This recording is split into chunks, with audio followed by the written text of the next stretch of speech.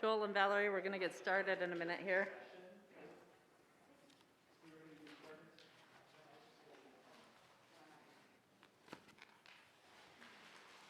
All right, good morning. Welcome to the January 25th, 2021 Grants Pass City Council Workshop.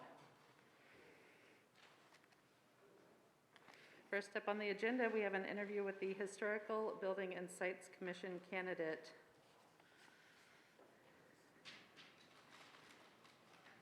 And I have to say, unfortunately, I don't know how you normally handle these interviews, and I didn't have time to ask, so. Yes, Mayor, we do have the candidate here, and so she can come up and provide an opportunity for you to ask questions with regards to her application. Okay. Sandra Crowder, would you please come forward?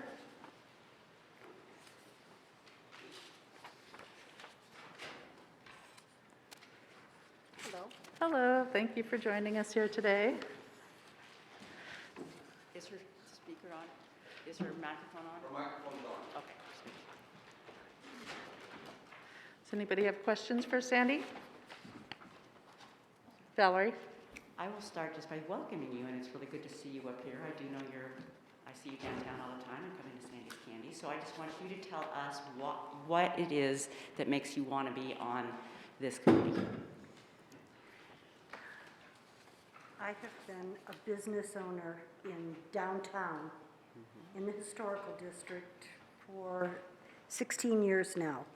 I've seen a lot of changes, some good, some maybe not so good. The heart of Grants Pass, in my opinion, is our historical district, and we need to keep it that way. Improving, yes, but we need to keep it the heart of the town. I have so many people that come in from all over the United States, some from out of the country, that remark what a beautiful area this is, what a great experience they have in the historical district. We need to keep it that way. And that's what I want to see happen. Okay, thank you. Thank you. Other questions? Joel? So I have two questions for you. And Sandra, first I want to honor you for being a volunteer and being willing to put yourself out there in the public arena. And that takes strength and knowledge and dedication and devotion and all those things. So I honor you for that. Thank you. So first is a trick question. Yeah, I know. Got to be careful about these trick questions. So do we learn from the future or do we learn from our past? We learn from our past. We can't learn from the future. No, We it's don't know not what here it yet. is. So the only way we can learn is to look at our past. Yes. Wow. Okay. So second question then I have is how do you feel about that? I don't know how to answer that question.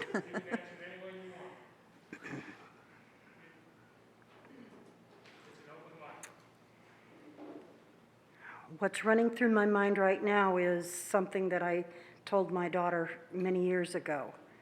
If you want to learn the Bible, learn the Old Testament, because you're never going to understand the New Testament until you understand the Old Testament. It's the same thing here.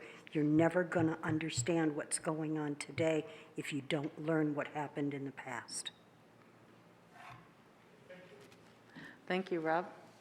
I really appreciate that answer, Sandy. It was really very, very enlightening. I like it. I also want to thank you for preserving Blind George's popcorn. For people that don't know it, she's got Blind George's secret recipe and the machines, and that's the place on G Street now to go for the Blind George's popcorn.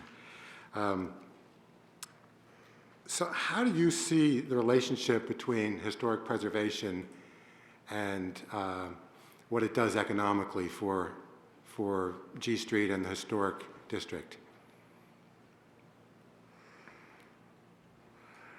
Economically, if we kill the historic district, which it could happen, it's happened in other cities, it's going to kill our downtown. We need to preserve it.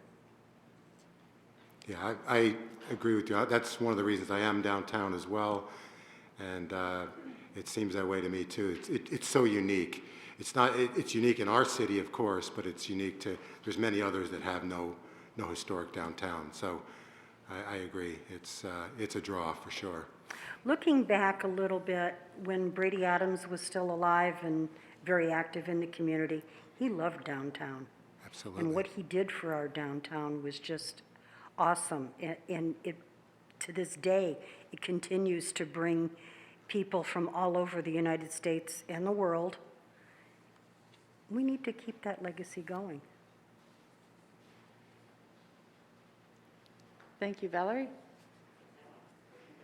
But I noticed here on your, that you were an active member of the TCA, which was the Town Center Association. And with the things that are kind of going on right now and the changes, no longer having, John work with the downtown merchants to extent, how do you see your role in trying to reactivate and be involved in making the downtown stay active and vital? I don't quite know how to answer that question either, but I do know that Jill Ham is putting together a merchants, I don't even know what she's calling it, but a new revised edition of the Town Center Association. And I'm very hopeful that John Bowen will work with her and that, I can't say his name right this second. The former president of the TCA, Jeff Voigt, will work with Jill and the merchants to revitalize what TCA had and make it better. Okay, thank you. So you'd like to see that organization Absolutely. grow stronger? And I again. want to be a part of it. Okay, thank you. Thank you. Further questions? Thank you so much for coming today, Sandy. We do have on our agenda later today the opportunity to make the actual appointment. However, we have some items that we need to work through on our agenda first, so you're welcome to stay if you want, but I would anticipate it might be quite a while before we get to that special meeting, so. It's almost Valentine's Day. I have to go back and play with chocolate. Absolutely understood. Thanks so much for coming. All right, thank you. All right, next up, public safety funding. And here comes our finance director with a presentation. Good morning, Mayor and Council. Just to run through the several handouts that I provided on the dais. The first one is just the printout of the presentation before you.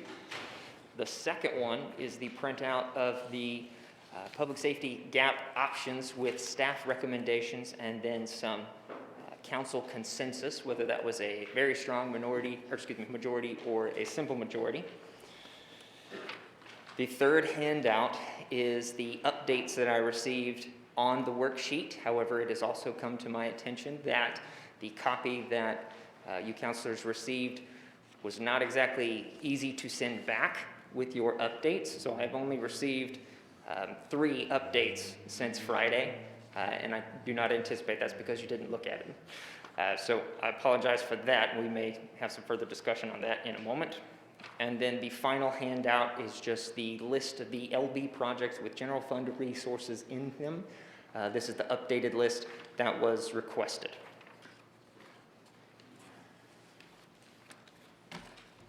Adam, can I ask a quick question on the handouts? There's 2 spreadsheets. Could you just go again and tell me the difference between the 2 spreadsheets? The first one at the top will say staff 1, 2, 3, and then it's got 2 columns for council. This is just to tie into staff's original recommendations, and then those 2 council columns, which I'll talk about further in a second, just the minimum consensus on a specific item. The other spreadsheet has all of the councilors' names at the top here, and that is the responses that I've received so far. However, like I mentioned, I don't think those are as updated as you all have put effort forward. Thank you. So Adam, I was one of the ones that was having trouble. Did you get my updates? No, sir, I did not. Oh, I'm so sorry. Actually, yes, yours I did. You did? Wow, that's amazing. Okay. Yours and Councilor Pell's I did receive, and then Councilor Fazer had submitted his on Friday. So those are the three most updated preferences that I have at this time. And depending on Mayor and Council, your desire to go into this further, we may need to kind of scroll down the list and get those updated from people's memories, or we can do something else. The presentation that you have, this is the summary of the gap, identifying the gap. The council had also made a request for the total overtime. These next two slides are the summaries of those. This first section is just the general fund only, and then has the total overtime dollar amount identified for each of the departments, and then what 10% of that total would be. So that first section is the general fund. The next table is for the utility funds, and then the internal services. And then that very last table is just the summary of the general fund, utilities, and internal services fund. And then on to the worksheet. Let's see, I should be able to get it. Julie, can you pause for a second?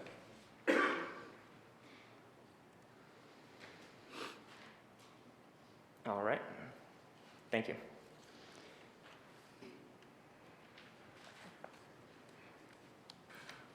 So Adam, what I sent back to you must not have saved my changes, because I don't see the changes that I put in there in what I reflected, and that's my fault. For some reason, I had a hard time saving my changes to your spreadsheet. My understanding is that you are not alone, sir. Okay, so I'll try to get those to you in a timely manner. I apologize for that. So these first 2 and 3 columns are staff recommendations for the sake of maybe being able to see and discuss things a little better. I was going to hide those, but we can always open them back up if anybody had a question about those. Column K is the round 1 consensus after Councilor Fazer's recommendations were added in there. And then today, any changes that you may make would update this round 2 of preferences. Column A has the index numbers, which relate to the new revenues and the service levels. That was the detailed explanation of each of those items. And then column B is the reference number, just so that if you wanted to talk about CSO presence downtown, you could say that's R22.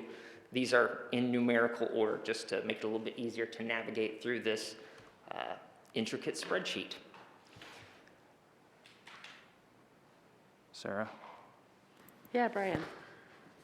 So I'm just kind of maybe wondering how we're going to proceed now that this is up here. Are we going to kind of workshop this and hopefully work through a little bit of it, or is it going to be more informational? I think I'm also wondering where we want to go from here, so. Yeah, so my anticipation for today's meeting with the updates would be to present to you all the total consensus on singular items. And without that, unfortunately, I don't think it's going to be as efficient or productive as I had originally intended. We do have the option, these columns here, we can just enter the amount. If there are any that council knows for a fact they have strong consensus on, then we can just go ahead and identify that. Or we can delay the conversation, which also has unfortunate consequences. So I'd certainly leave that up to you, but. So at this time, I'm seeing on our sheet, we don't have that column, right? Where you haven't added up what the counselor's recommendations are coming to. So with the totals with all of the counselors' names, there's 2 little skinny columns right before the names start, and that does have the round 1 and round 2 consensus. Oh, I see the 1 through 7s. I'm talking about dollar figures. Is that what the potential? The potential is what staff identified as potential new revenues or budget cuts for that item. This column right here, what it's doing is adding up the minimum for a strong consensus and a simple majority consensus. So for items at 7, that's unanimous. So that's identifying that council is agreeing on that 188,000. And then the difference between these 2 columns is that that's only a simple I see where it is on my sheet now. I was looking too far Majority. to the left. Do we have a total so we know, is that what that is at the top, is 1.3? Yes, And that's taking all the items where at least 4 counselors have agreed? that's correct. So I guess my first question would be, is the council comfortable with, considering those items as having been agreed upon if 4 or more of you indicated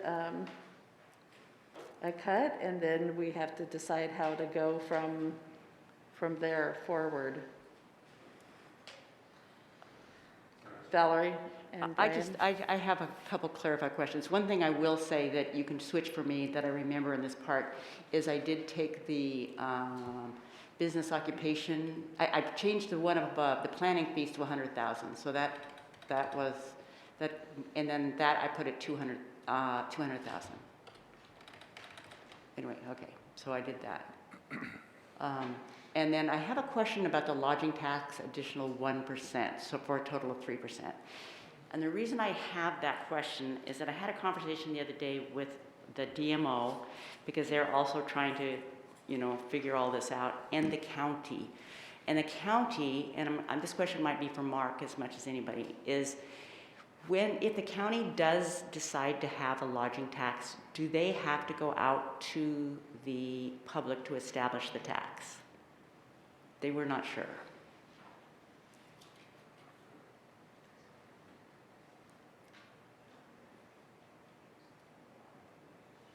I'm gonna have to look. I can tell you for sure in 5 minutes. Okay, that's fine. Did we go out for a vote when we first put in a lodging tax? I mean, that's my question. Did we have to go out? I don't know if we had to from its inception, but there's been legislation subsequent to that, so that may have changed it. I Okay. know Medford recently upped their lodging tax, and that did go to voters, and that doesn't necessarily mean that it had to, but Right.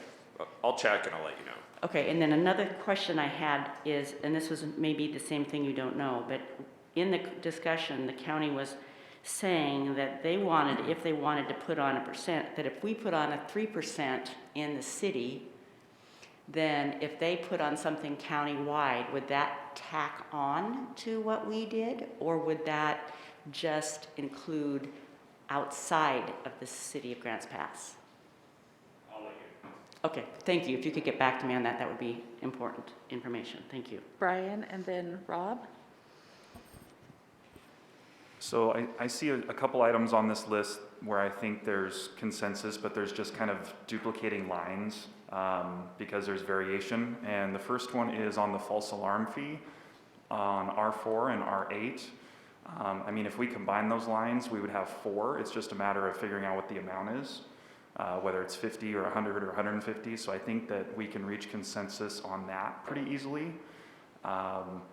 And then the other thing that I think we could probably get to consensus on today is at the bottom of the list, we have at least 4 counselors interested in R82 through R84, which in some form or fashion address overtime use. The variations, they're different on each line, but if we figure out some sort of way to combine those, that would be a consensus as well. And then I would also throw my vote behind R85, so you can add me onto that, which will give that one more down, I think. Yeah. And then we'll have consensus on that line as well.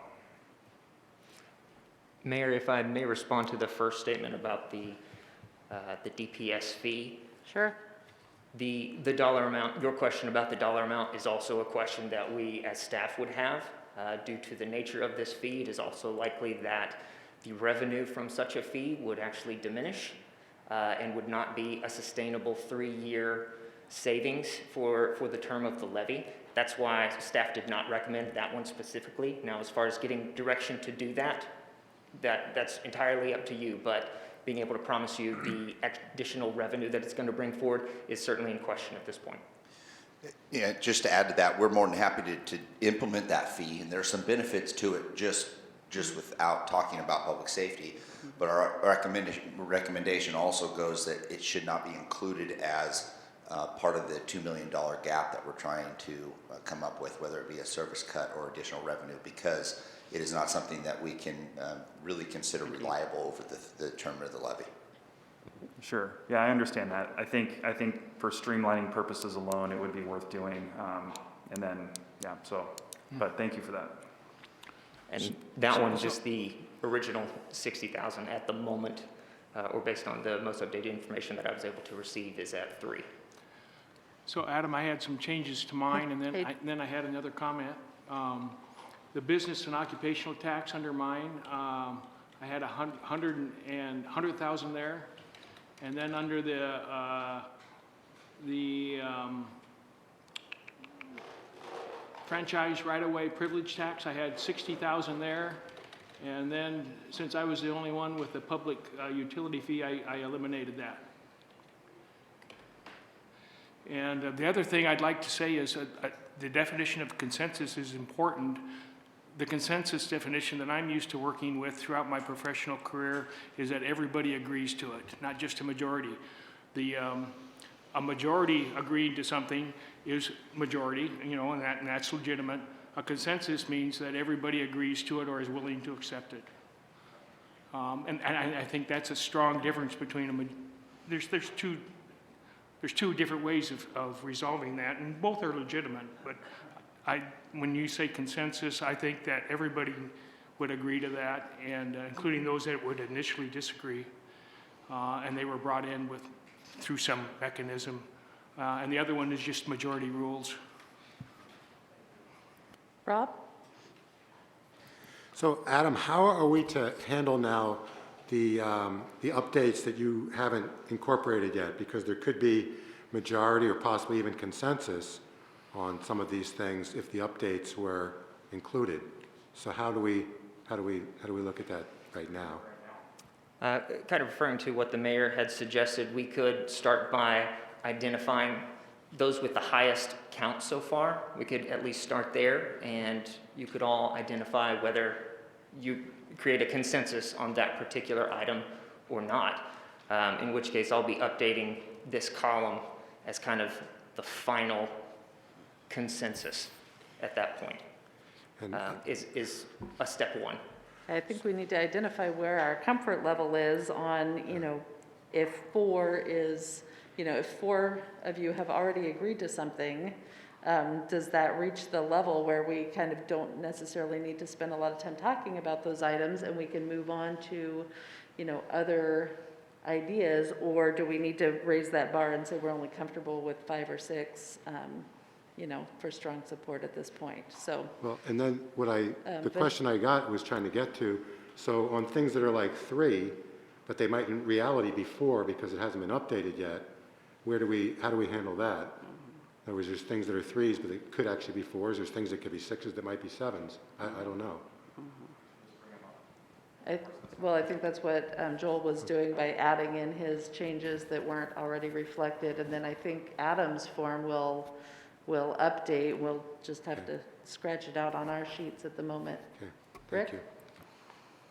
So Adam, I wasn't able to figure out how to send you my changes, and when I'm going through, I don't know that it's necessary, as we're all saying, to address the 4, 5s, and 6s, because that's obvious. But on the 3s, maybe, would that be a way of adding to help increase awareness? So on R69 and R70, I would be on board with those.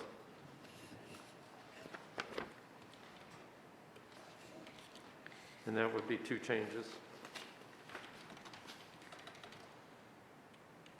Okay, so that would bump 69 and 70 69 and 70, yes. up to a 4. Otherwise, my other changes are all 4s and already 4s and 5s. Okay, Vanessa? To answer your question, Mayor Bristol, I am comfortable with identifying the numbers that have 4, since it is a quorum of the council, and then identifying the 3s that we can move up. Okay. DJ? Yeah, so there's a couple 4s that I think are at least worthy of discussion. Just let's use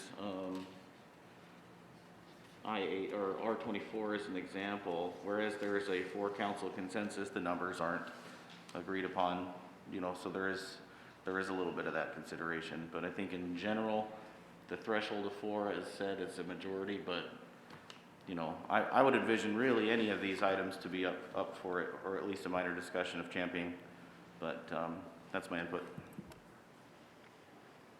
Rick?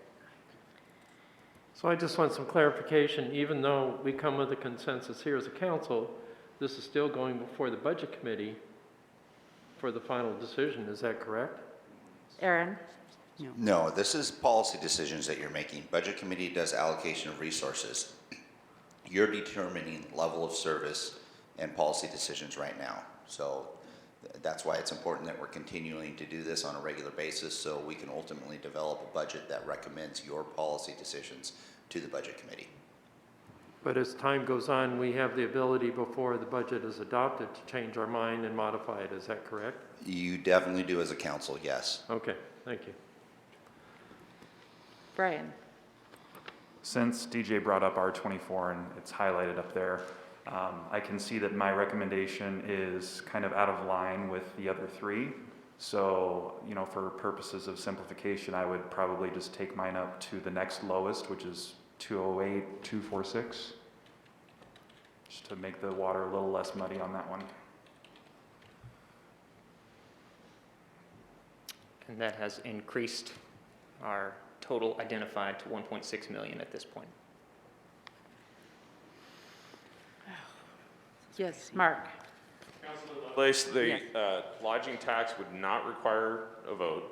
For the county, Council could do it. The council could change it.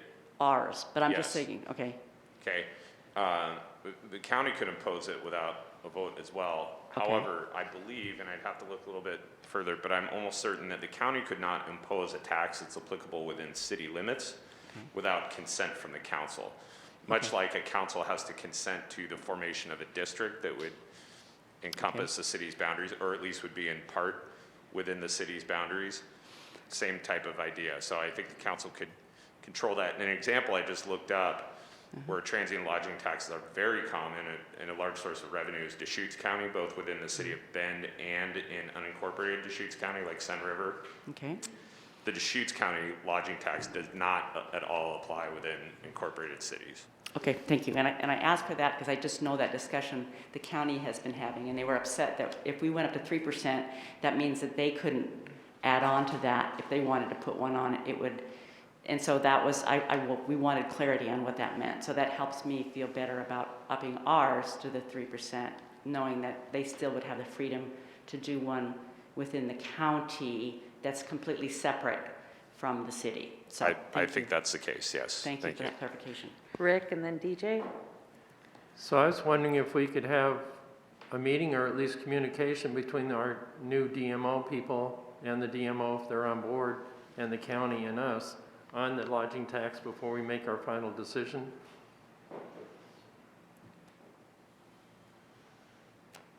You could definitely do that. We could schedule a joint meeting like we've had in the past where the Board of Commissioners come here and we do a presentation to both of the policy boards for a discussion. I was going to say, actually, I think that it is on the agenda from the county to have a discussion at the mayor, council president, if I'm not mistaken, tomorrow. So that will be coming from the county to talk about the, because the DMO obviously wants a county person on there. But what we told them is if you're going to have a county person on the board, then you need to come forth with some money. So I had this discussion with Dan and asked, because I know obviously we haven't seen Darren at any of the meetings, and so it's kind of up in the air. So to move it forward, we'd like to have it come forward for discussion as to how that all works together, because the future of the DMO does depend upon the city and the county hopefully working together. I am not aware of anything I'm attending tomorrow, Okay. so we can talk about that later, I guess. Mayor? Who Go said ahead. that? Oh, I was Adam, just gonna- sorry. I was just going to mention, as Councilor Fazer identified, there are some with different dollars amounts, even those with a majority. For the sake of finalizing those numbers, And honestly, this would just be helpful to me if we could go down the items kind of one by one based on the majority and just get that final okay on that item and the dollar amount, if that's all right with you. I think that would be okay. I'm seeing yes. Okay, go I for it. appreciate that. Oh, one question from I DJ. do have a clarifying question, and that's following up on Valerie's request of Mark. Entertaining a recent example, the BOC decided that they'd like to do a county lodging tax, but then it would include that 2% blanketed lodging tax in the city. So just for absolute clarification, they need council's approval for that kind of lodging tax in the city, that 2%. So I'm still actually researching that Oh, as sure. we're discussing, but I'm quite certain that's the case. Okay, thank you. Okay, Adam, line by line. So number one, with the lodging tax, the 188 looks unanimous, and that dollar amount is pretty set. So unless you say otherwise, I think that one is set. All right, planning fees, got some pretty good consensus or agreement on $100,000. No dollar variations there. I think that one, unless there are objections. Yeah, there are objections. So there was a presentation that we had on planning fees last year, because this is something that we were entertaining about going down that path. I would suggest that council educate themselves on the implications of that planning fee and what it would take to get $100,000 out of planning, because from my understanding, it's quite substantial for the development community to shoulder that burden. That's why I did not champion this one. So there's deep consideration for that. That's yeah. Yeah, to add to that, from a presentation perspective, Mayor and Council, is once you have something, a package deal sort of, what we can do and could come out of today's workshop maybe, is we can as staff come back to you, okay, these are your recommendations, and give you details, more specific details on what that does either for revenue and or level of service on those key items to make up the gap. So you can focus on that and go, oh yeah, we're still comfortable with that. We're still comfortable with, oh, we didn't quite know that it went into this. So we can also do that after you're done with this exercise. The next one is business and occupation tax. $100,000 was the lowest number. It looks like 3 out of 4 are about 100,000. Or I guess there's 5. Yeah, Rick. Oh, sorry. Valerie and then Rob. Or excuse me, Vanessa and Rob. I also, I'm okay with adding my name to this one as well for, I suppose, 100,000. It's hard to say for sure what amount I'd be comfortable with, but referring back to the presentation that we had on this, I want to be really intentional with adjusting this business and occupation tax so as it does not disproportionately affect smaller businesses. As we received that there was an increase of 50% in Ashland for 2 full-time employees, a 200% increase in Cave Junction with 2 full-time employees. And on the flip side, 900 full-time employees had a decrease of 17% of their planning fees, just based on how that's structured. So I'd like to be really intentional as to not shoulder that burden on smaller businesses. And just like Aaron mentioned, we can bring those options back up and say, here's how we meet $100,000 and choose the method that council likes best. The next one is the additional 1% on the lodging tax. And that one has a total of 5. That dollar amount's pretty set. Hang on. Rob, did you still have something? No, I actually was thinking the same thing as Vanessa, and I appreciate that she expressed it well. Okay, Thanks. thank you. Brian? So I just want to be clear, since we're going down this list, if we come across a line where we don't have a majority on a number, is this the time where we should be trying to iron that out since we're going through it? Yeah. Sure. So then the DPS alarm fee, or No, the business and occupation tax, are we, whoever, I guess Valerie has it at 200,000. I don't know, I guess I'll defer to the mayor on how we should handle this. Well, it was my understanding that we were putting it at 100,000, because that was kind of where the ballpark was. So I'm okay with lowering it from the 200,000 on. And I agree, I don't want to hit the small business either. I just figured that somewhere along the line, everybody's going to get hit a little bit, and that's just reality. Okay, Rick? Adam, would it help on the council column that's on the left-hand side to then, I want to say, take the average, but take the majority of the votes and have that figure there so it gives us a reference of how well we're doing as we go through? Because I can see on some of them, as we've said, if there's already 4 votes, we're going for it. And then rather than go through individually, say, oh, I'll move mine here, I'll move it here. Yes, you wouldn't, as we go through these individually, you wouldn't all have to change your dollar amounts. You could just agree on, yes, 100,000 is fine, or whatever number you determine. So at this point, we're just using the columns on the right to educate your decision on your final amount for that item, or those items that are selected. Lodging tax, franchise. As we're going through these, also, if a counselor wanted to champion a specific item, either for or against, please reach out.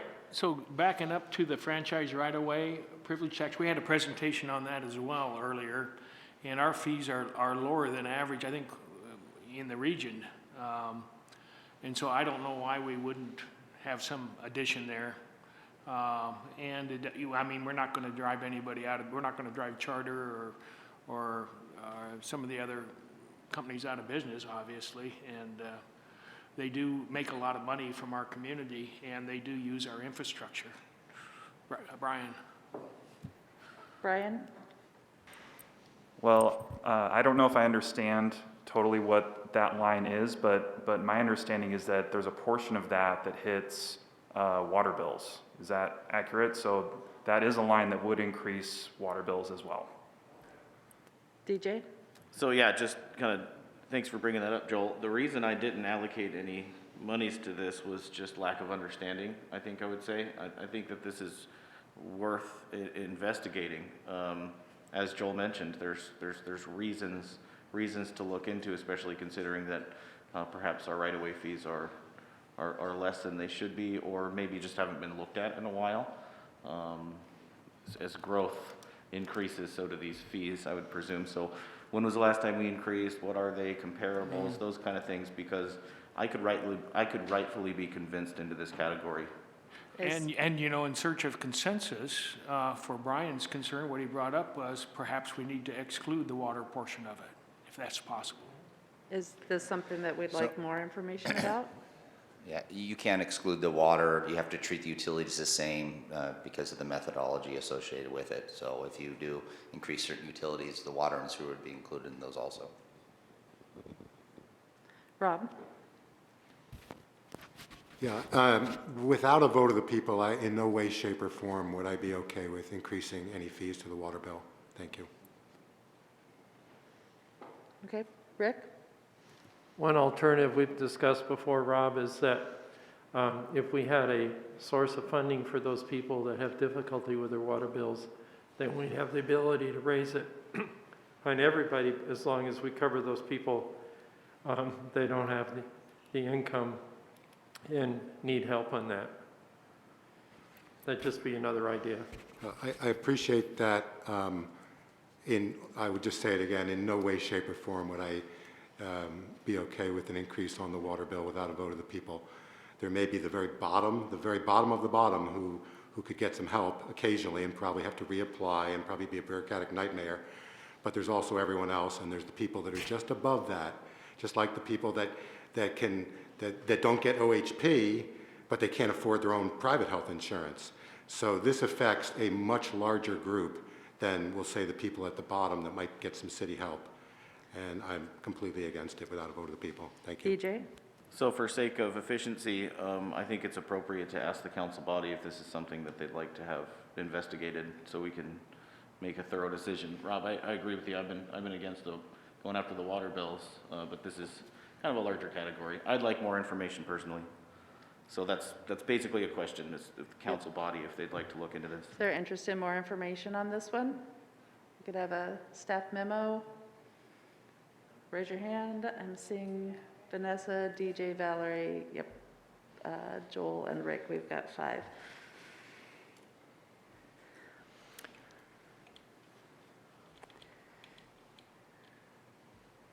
All right, utility fee. Are we going to, do we want him to address one? No, you're going to call out if there's something you want to champion, but otherwise we can skip through the ones and twos for the time being? That was a question. Well, the only thing I'd like to say right there is, and I know it's politically unacceptable, which I can appreciate because I don't want to, I have the same interest that Rob mentioned so openly. On the other hand, you can reduce other taxes as you do this, and it gets the nonprofits in the community, including some of the large nonprofits like Asante, to pay their fair share, which right now they're, if you can look at it a certain way, I know that as a private medical provider, I was paying my fair share and they weren't. And I was small potatoes and they're huge. And so, because I was paying those other property taxes or those other taxes because I was not a nonprofit. So, if we forego that option, it would reduce other people's taxes, but it would put it on their water bill. So, but the reduction would be greater than their increase in their water bill. Vanessa. To answer your question, Mayor Bristol, I would like each category touched on, even if it's just for one moment, so that gives anybody ample opportunity to speak up on it. Okay, Rob? Briefly, just to respond to Joel, there are a lot of renters whose taxes would not be decreased, okay, the property tax, because they don't pay their property taxes necessarily, they just pay the water bill. So it'd be extremely aggressive to go after low-income renters and on a commodity that they cannot live without. Okay, I think at this And point. I support that, Rob. At this point, guys, we've agreed to ask for a memo. I think there's no harm in getting more information about who would be affected and by how much. So we can move on to, where are we at? Utility fee? Yes. Adam? Utility fee? Do we have any comment? Or we're just going to skip by it? You want him to just, how do you want him to read? Yeah, I'll be more than happy to read each Move down one. the list? Okay. Okay. Next is the DPS alarm fee. That'd just be a higher amount for some additional revenues.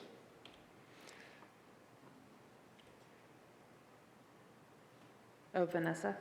I understand your recommendation not to include this in the exercise, and even if that is done, I would like to see a DPS false alarm fee implemented, because this is response to false alarms include a use of resources, gasoline, potential overtime costs, officers' time at that call rather than another call for service. So I would like to see that implemented sometime.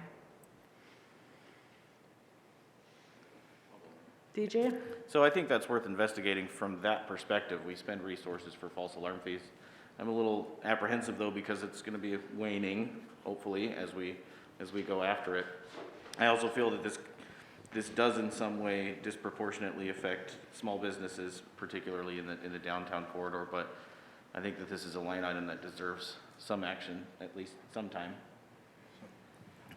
Aaron? If you'd like, we can parking lot that item, or we can just get direction from council that we've schedule a workshop on this item, not necessarily put it in here as a number to count on as a revenue stream, but as a discussion item to provide staff additional direction on whether or not you'd like to take action on in the future.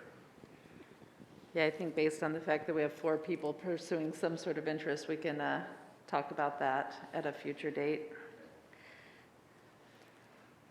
Retail sales tax, 2%. A public safety utility fee, about $30 a month for a single-family household. Grants Pass Parks District of .073 per thousand. Parks utility fee of $8.60 per month for a single-family household. Public safety vehicle replacement extensions, looks like unanimous agreement there. At that dollar amount, which I believe was the 18 months. Yeah. Public safety operating cost reductions, this 10,000 is the lowest of the 7 identified. Valerie? I just have a question, because I know that there's public safety operating cost reduction there, and then the reduced response to certain calls, 900,000, that several people have gone into. So can you describe exactly, Warren, what the difference between those two are for? Because I know the 36,000 was actually a recommendation, but the 900,000 was not, so I just want Yeah, clarification. correct. Excuse me, it's probably better. The 900,000 was carryover. The 900,000 was not part of the exercise for the $2 million. So when we did the staff recommendations, that's where you see the freeze the police officer. So I wasn't under the impression that the $900,000 was added on top of the $2 million exercise that we did. So if we went with the $900,000, which is the reduced police response to certain calls, I think it was Councillor Fazer spoke to this last week or the week before, and that would be taking a look at what's even happening at the front office with our record staff. We would more likely than not have to change our hours of operation for the community coming into the office to report calls, and we may have to reduce record staff. It would definitely mean more of a robust reduction with our CSOs, because the goal is to keep as many police officers that can respond to these crimes in our community available. So I would have to take a look at the CSOs and the record staff before I go into the police officer cuts. But at some of those numbers, I may not have any option but to cut additional police officers. That's what that difference is. And the 36,000, or what was it, the operating cost reduction was just a reduction, kind of like, Yeah, that's just that last bit of, I hate to use the term trim the fat, but that's literally just cutting different, Wasn't it travel and training?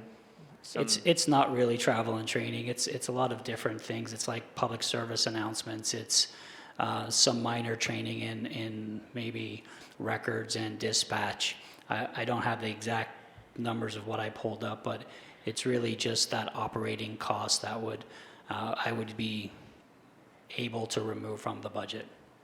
Little nips and tucks. The little nips and tucks. I like that better. So, Chief, looking at the operating cost reduction and the overtime deals with operations, obviously. Correct. And in your mind, what's the difference between an operating cost reduction and then specifically looking at one part of the operating cost, which is overtime? Yeah, if you notice, for my recommendations, I actually did not recommend cutting overtime, and there was a reason for that. It's unavoidable. And for example, court time, we can't help that. We have to go to court, and we have to pay overtime to go to court. Calls for service that extend throughout the day, that's just going to happen. Major crimes that happen, that take a long time, that's just going to happen. On the police side of the house, we're actually relatively good at returning, or should I say not spending the full amount of overtime, because we do get reimbursements from HIDA, for example, that's our drug team, or for DUIs from the state, we'll get reimbursement from that. On the fire side of the house, we also receive those returns, but that would only be for the big events. And like this year's, or should I say last year's big events, we will see some returns on that. But on the fire overtime side of the house, because you have to cover a shift, as you know, for 24 hours, that can hit the pocketbook significantly. The fire overtime, we could probably go up a little bit more, but that goes into the conversation of adding staff, freezing staff, and those kind of things. So I was thinking, I don't know how much the overtime was talking about cutting dollar-wise, but if you reduce the operating costs to the upper end of it, either the $20,000 or the $36,000, and eliminate the overtime, what is that in terms of our total cuts? So let me see if I can be more explicit. So on item R17, Right now, we have $10,000 listed there, which is the lower end. I think most people listed up to $36,000. On the overtime, what was the dollar figure down below? Because they were both operating expenses. With 106. So there were some large, So it's a much larger figure, okay, okay. Well, to me, I would reduce the operating expenses, and I would then have less of a reduction in the overtime if that's gonna fly. And if it was me, obviously, I would not have any elimination on the overtime and just reduce the budget accordingly and let the chief manage his budget the way he needs to. Rob, did you still have something? No. Brian?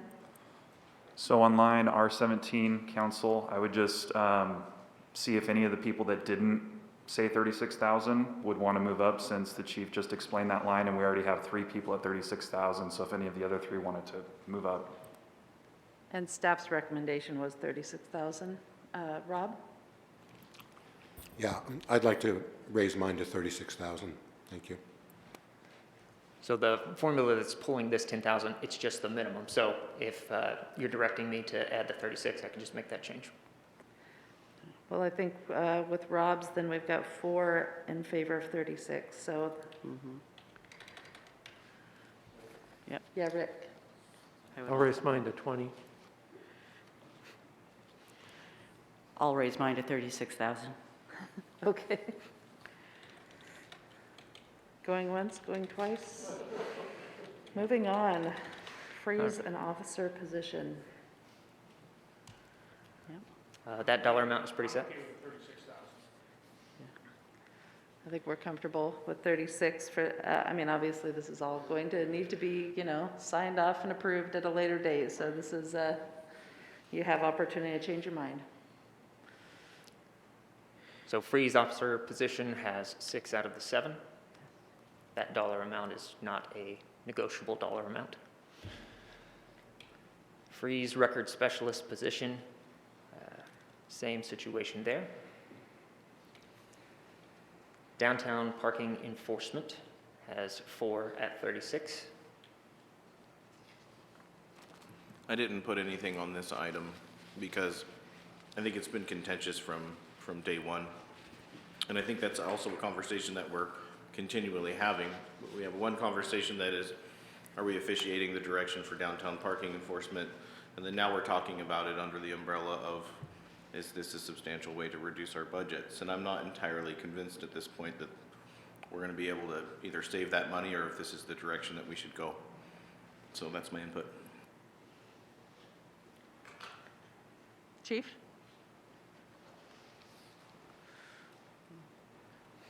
Just to help a little bit on that topic, we're working really well with Republic Parking, and I'm seeing some good numbers and feeling confident on what we can bring back to council to have that kind of zero impact, but it's coming. It's probably a few more weeks out, though. Rob, then Valerie?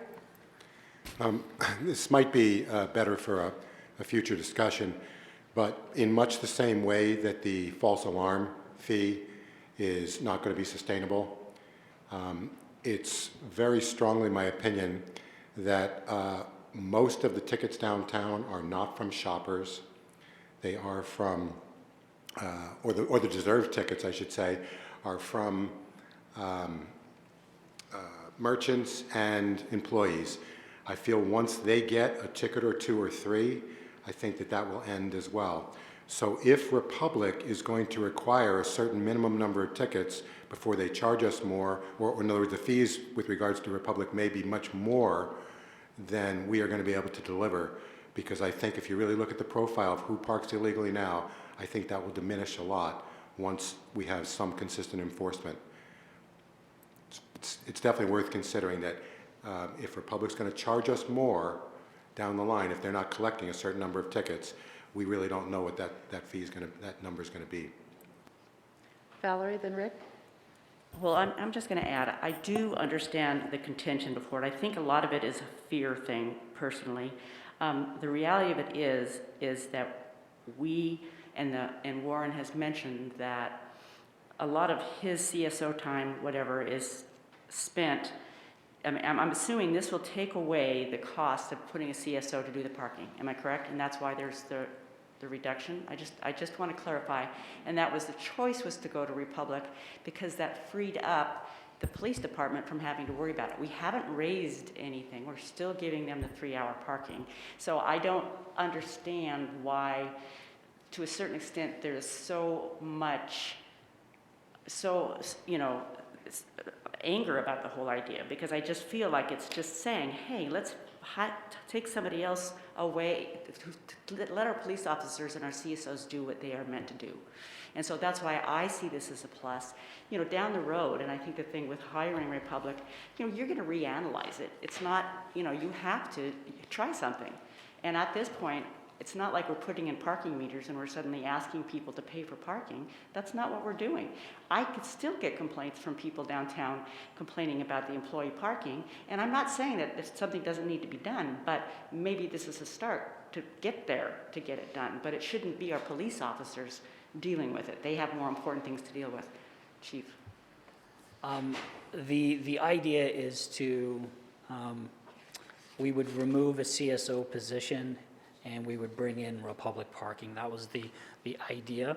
There is a possibility, just based upon seeing some of the numbers initially, I'm not comfortable sharing them right now because they're not kind of firmed up, that we might be able to see a decent revenue, like Councilor Pell mentioned, once people are educated to parking infractions, their behavior may change. And just like the false alarm fee, it would be something we probably should not rely upon. But ultimately, I do think that we won't pay anything more than the cost of the CSO if we decide to remove the CSO position, which we currently have available. So an individual wouldn't technically lose their job. We have an opening. But also, too, I am considering as PERS costs increase, that would maintain a CSO. So that means that CSO's PERS costs would increase as well. So we haven't projected the long range cost of that just one CSO, but I would imagine it will be more than $88,000 in 3 years from now. Adam's given me the finance nod, so. And originally, this number for this item was 88,000, which is the current estimate on that position, and that was reduced to 36,000, taking into consideration that it's not going to bring in that reliable revenue that it has the potential for, but how reliable is that number? So this number's been adjusted down, taking that into consideration. Rick? Valerie asked my questions and brought up the issues I was concerned about. Thank you. Thank you. Vanessa, then DJ? For clarification, when you talk about the elimination of a CSO position, that's the position that an individual had retired from in December, correct? That's correct, yes, ma'am. Thank you. So if we could just elaborate, 20 and 22, we still have the CSO presence downtown and we have downtown parking enforcement, but I understand they're similar. So I guess my question would be, is this the sum of 88,000 plus 36,000 would be the total anticipated savings of downtown parking enforcement? It's an addition. So the parking enforcement and the CSO presence downtown are two different topics. Going through this budget to make it work, I would have to actually go, I'm slated for 6 FTE CSOs right now. I have 1 who is retired, so I currently have 5. This would take me down to 4, and I would have to let somebody go from the CSO ranks. Understood. Thank you. Rob? So I'll try to some degree, bring people up to speed as I see it. But 2014, it was discovered that while we gave parking tickets, we actually had no computerized way to actually collect them. And then it was decided that, oh, maybe we should raise the ticketing rate, raise the amount of the tickets. And it was still, well, geez, how about if we just try collecting and enforcing at the lower rate? And so it's very basic. Now, right now, we've got 2 or 3 different balls in the air. One question would be, what would happen if we actually did a really top job enforcing now with our CSOs? What would that look like as far as revenue stream? Because when we talk about $88,000 removing a CSO, that doesn't include the income that should be coming in, at least the small amount of income that currently is coming in for tickets, but also it should be much larger if that was consistently enforced. So that 88,000, I think, is a figure that is actually not very representative, because we've got to add to that we have to subtract from that, I should say, the amount of tickets that are brought in. And if that job were done well, or consistently, I should say, they do it well but not consistently. If it was done consistently, how much would we actually save if we were actually collecting our own tickets? Maybe it would be 40,000, maybe it'd be 30, you know? So 88 sounds a lot more inviting or lucrative, but the fact of the matter is it's not a full 88 because we do have tickets coming in, and we should actually have much more, but it's not, hasn't been consistently enforced. So whatever that figure is, it's definitely not 88,000. In addition to which, Valerie asked about why the uproar. The fact of the matter is CSOs do create some kind of order downtown. They do enforce things. We would have less law enforcement downtown without a CSO there. So people don't generally want less law enforcement, especially when we're about to vote for a levy. We'd like to feel that we're going to have similar law enforcement. Sometimes law enforcement has to be cut, but be very clear that's what would be happening, that we'd be losing law enforcement downtown. So just to add to what Rob said, and we learn from the past, we don't learn from the future, which is good, so we need to make sure we understand our past. But I want to change my numbers, and that will affect, Rob, what we're talking about on that $88,000. I support the Women's Crisis Center. I have $30,000 in cuts there out of the 49, because a lot of times those get funded from other sources, was my understanding. What I'd like to do is keep that, I guess, but add under the CSO presence downtown to cut it by 44,000, so there'd be 4.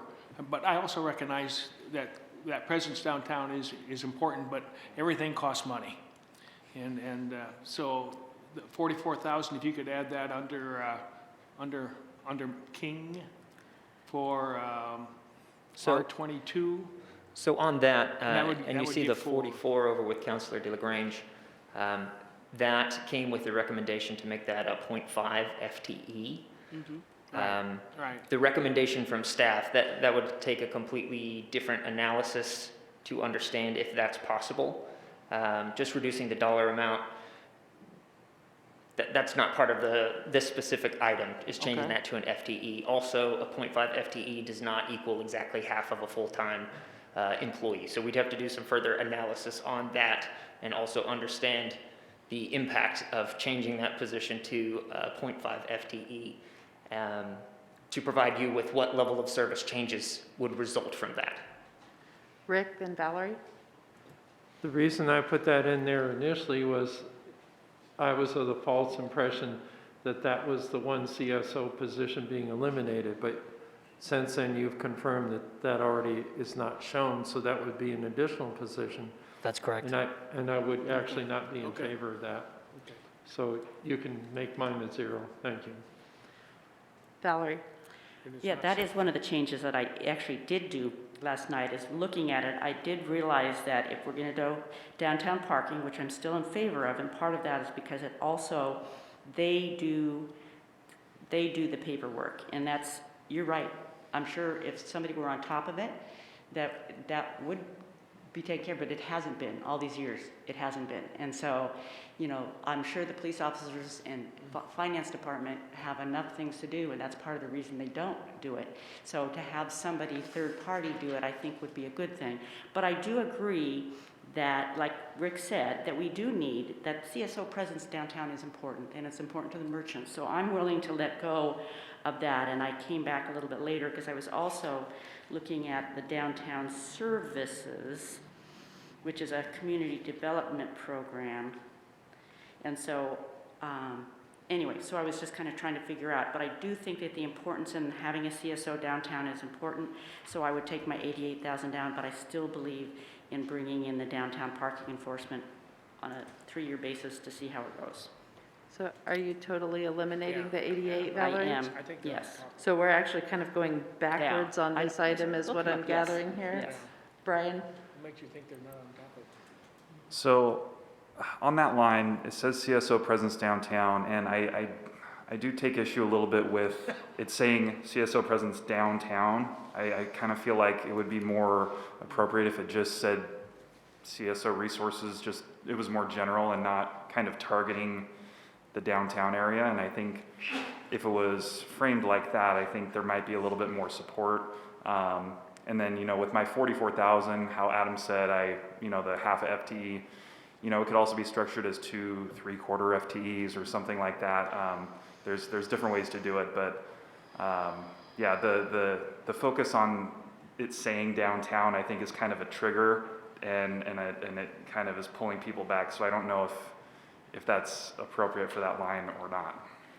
So what I'm hearing here is staff has recommended cutting $88,000 with 1 FTE, but we now have 2 counselors in support of a partial adjustment.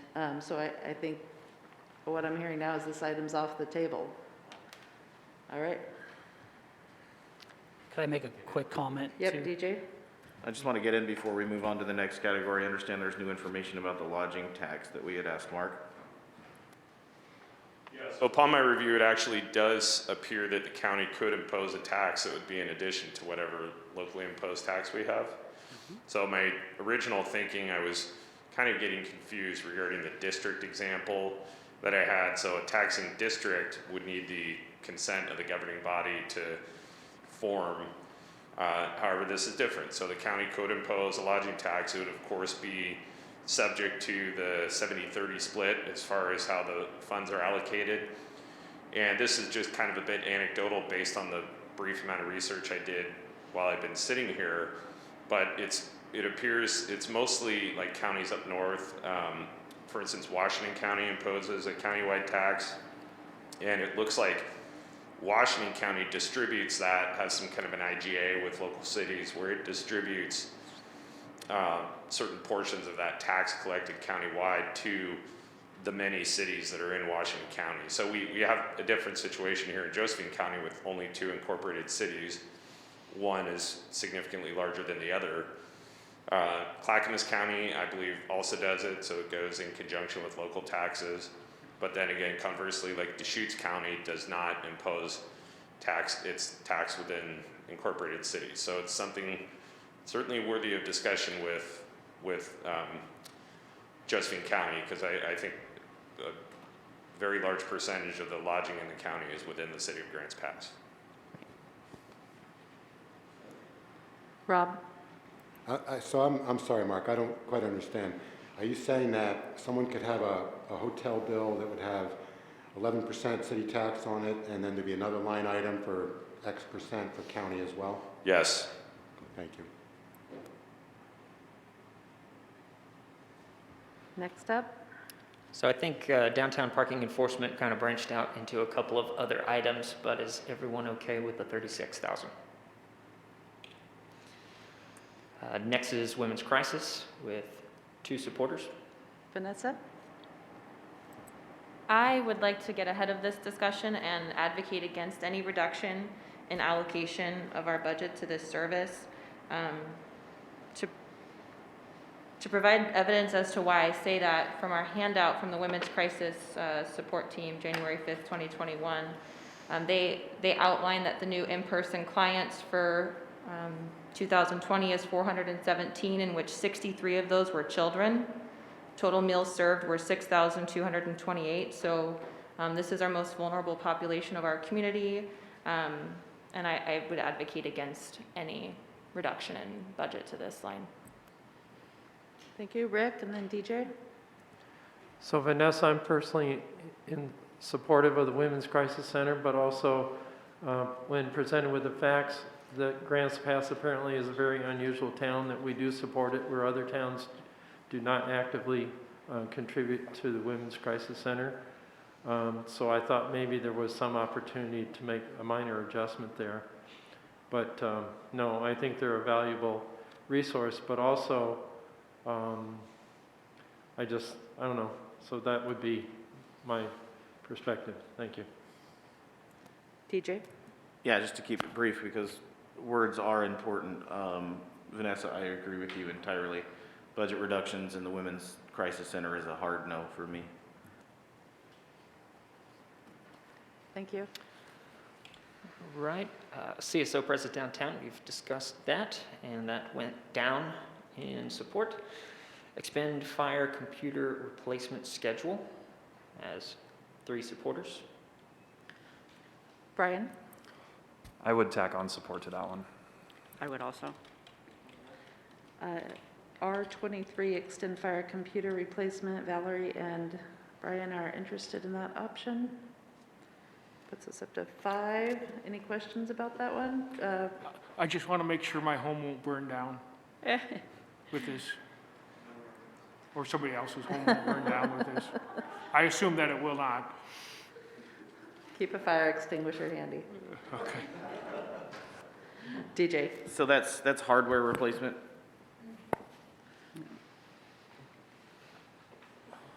That's correct. It's just trying to get the biggest bang for our buck over a period of time. We'll stretch some things out. I think we'll be fine. Okay, good. Thank you for that, because I doubt you to put it on here if you weren't comfortable with it. So That's I wanted that correct. additional input.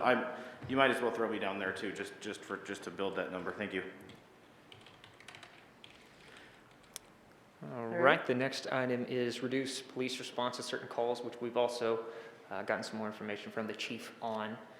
That currently has 4 supporters, the 208 being the lowest amount. Yeah, DJ. So I threw a substantial number into here, which would, I would probably need to adjust some other items, because I think this has been reduced in some measure to some other items that were included in this $900,000. But the way that I saw this category was, as Joel mentioned before, you can send it to the chief and say, you're responsible for your budget, please take this much out of it. Aside from maybe explicit items on this list, Women's Health Center being a fine example. So I saw this as a way to just say, please reduce your budget by so amount, and it's the chief's discretion to do so. Joel? Well, I was thinking the same thing. The other thing is how much overtime is associated with these reduction in calls. I'm not even sure that's a relevant question, because the chief needs to manage his budget and needs to incorporate all those facts, including funding from other revenue sources. But these are connected to each other, and I don't want to put blinders on and say that they're not. And just to reiterate, this, what is currently 208 would be in addition to the other specific items within the public safety budget.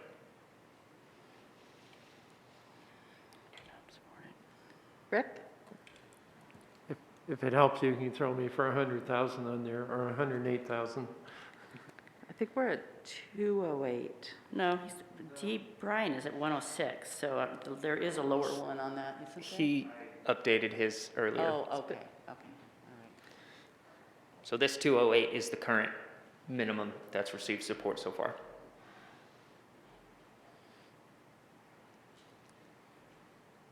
Does that change your mind, Rick? I guess I'd like to see what would be the difference between 108,000 versus 208, and what type of calls they're eliminating. I don't know. Now, how do you get there? We'll figure it out. There's no doubt about that. What it probably looks like, the first thought in my head was, I have to reconsider joining the Child Exploitation Task Force. If I can put an officer there or not, I may not be able to. I may have to cut somebody in records. I may still have to cut somebody from CSO. It was difficult to get a $2 million exercise completed. The 1 million and 1.5 kind of went without cutting people. So depending on what the final number looks like, I would have to reevaluate what it all looks like. From a call for service perspective, I don't think anybody's going to notice the difference.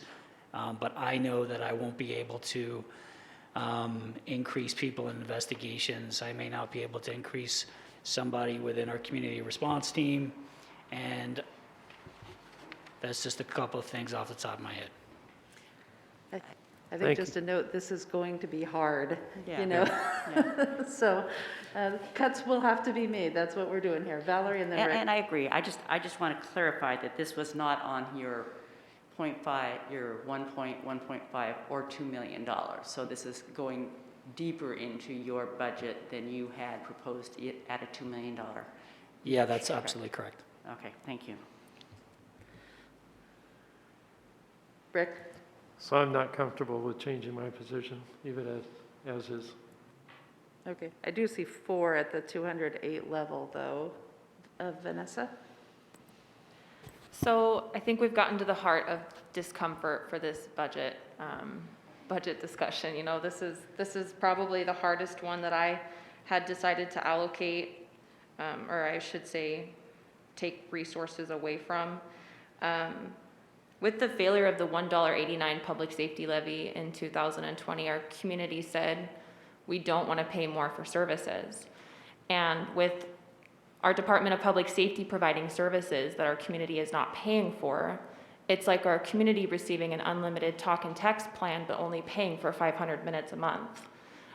So I think it's really important to outline that and to listen to what the voters said and allocate the budget accordingly so that we can pass a levy in 2021.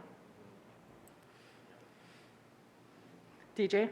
Yeah, and then just, I agree with you, Vanessa, and you said it very well, that this community is receiving a level of service that they're not accustomed to paying for, and this has been many years happening. Maybe back to 2014-ish, when general fund allocation started seeding into public safety, 2017 again, and now here we are.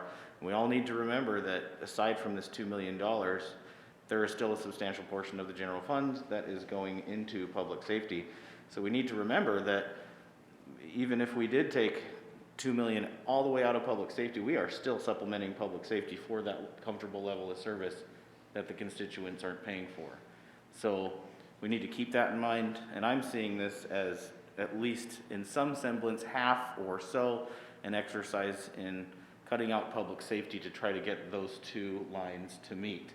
Level of service and funding. We need to get close to those graphs converging so we can hopefully sometime in the future get a level of service that the constituents are paying for. So thanks for that. All right. Student firefighter program, 2 supporters at 52,000. Valerie? Yes, as I went through it last night, one of the things I was looking at is and this goes down to, there has to be a cut. There has to be something cut. And so I would throw my money behind the student firefighter program, that the $52,812. But unfortunately, if I'm going to take the firefighter program away, I'm going to have a harder time freezing the firefighter position. So I'm going to add it to $52,812 and then lower my firefighter position, take that one away.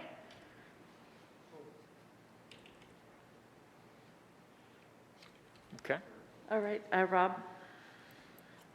So for me, at first I was reluctant to propose cutting that student firefighter position, but I think for me what tipped the scales is when Chief Hensman said that most of those students we don't get the benefit of. They end up getting hired outside of this area. So if this was actually a feeder program to our fire department, I would feel completely different about it. But in fact, it's not. So I just can't see continuing to fund it if we're not going to get long-term benefits from it.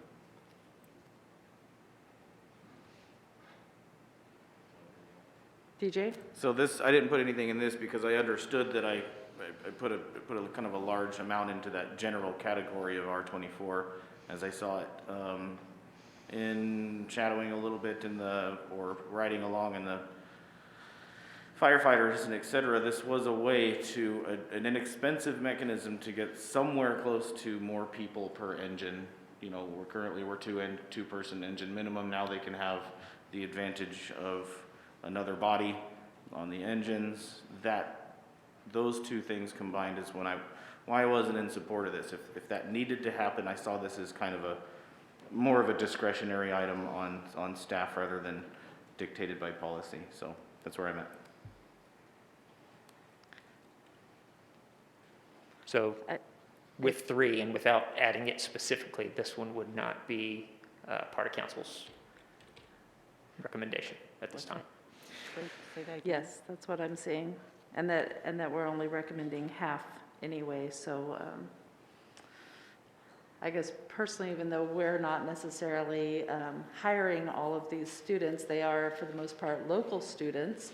So you're giving a higher education advantage to a local student that then launches them into a full paying, high, wage earning career somewhere else. And we do get some benefit out of it. So it's not totally without its effect on the local economy. Rick? And I know some people that have gone through the Grants Fest firefighter program, they're employed over in Medford, but they live here and they have a nice house here. So they're paying taxes and if you want to say it's outside income, so. Valerie? I was just going to add that the potential is 105,000, so I'm assuming we're not taking away the entire firefighting program, because that's not the entire. The entire would be 105,623, am I correct? Yes, ma'am, that's correct. So that's not getting rid of the total firefighting if we go for 52,000, it's just reducing it in some manner. Yeah, we'd definitely be able to keep on a few of the folks. Well, at this point, we don't have sufficient interest to even trim it. Moving on. Next is the Public Safety Cadet Program with 4 supporters for this item at $40,800. Comments, Rick? Chief, can you explain that a little bit further? Because I guess I was seeing, we were going to see a few bodies on the ground in downtown, which could also be a real advantage. Yeah, our public safety cadet program is going really, really well. And this is just a small cut from that budget. It's not a full cut. They are those extra boots on the ground downtown. And I know the downtown merchants and just people in general, and especially as we go into the spring and get out of this COVID, they will be a huge advantage to helping people feel safe downtown, along with the limited amount of CSO presence that we can put downtown too. So does that, what vision does the 40,800 take? Is one person to half a You know, person? off the top of my head, I think that is a portion of about 120,000. I'm good at remembering my budget, but there's a lot of it there. It's a portion. The good thing about the cadet program, Counselor, is that they're kind of they're not that consistent because they're typically younger people, students, or figuring themselves out. So it ebbs and flows. Currently, we have 3. One of them is on our hiring list for police officer.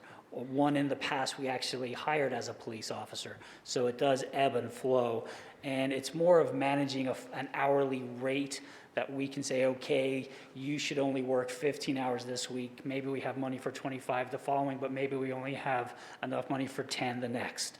And they're pretty good at working with us there too. So we can manipulate that budget to put a good service downtown and also into the parks, because remember the cadet program would be that boot on the ground in both the parks and the CBD. Thank you. So what I hear you saying, you're comfortable if we take that off of there, really, there will not be any perceptible difference in the cadet program? Maybe a little. I'm not comfortable with any of this, to be fair, but we can make it work. We will still give the citizens of Grants Pass a solid service. My guess is they won't notice it. Okay, thank you. Thank you, Vanessa. What year was that program implemented? Just last year. It was a couple months after I got here. I think maybe 8 or 9 months after I got here, so 2019. Thank you. Valerie? I'm just saying I'll throw that in under mine as well, the 40,800. To that, just one more. You're adding, okay. I have to do the same thing,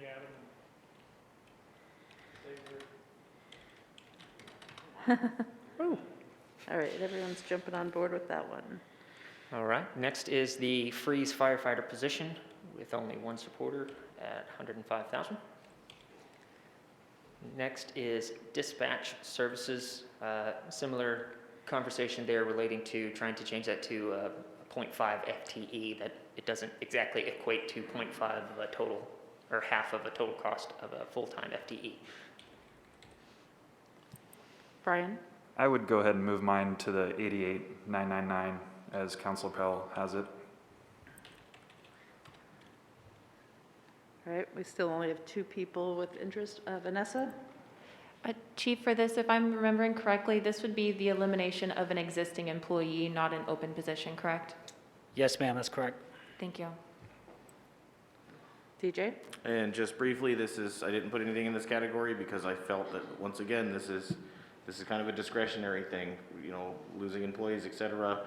This actually went into the hopper of the 20 category, the 24 category, for my understanding of budget cuts. All right. Dispatch, public safety presence at special events. 2 supporters for that at 30,000.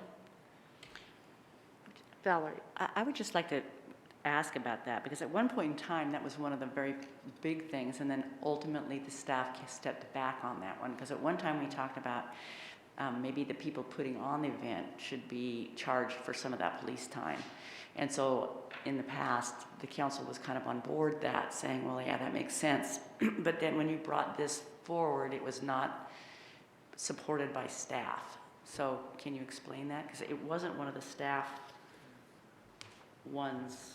It was my understanding that was taken off of us, off of the plate. It wasn't in the $1.5 or $2 million recommendation. So could you explain why that was taken off?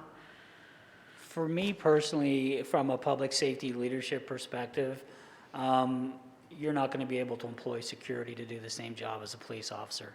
And in today's age of threats to communities and being on top of intelligence, I just feel that we would do a better job.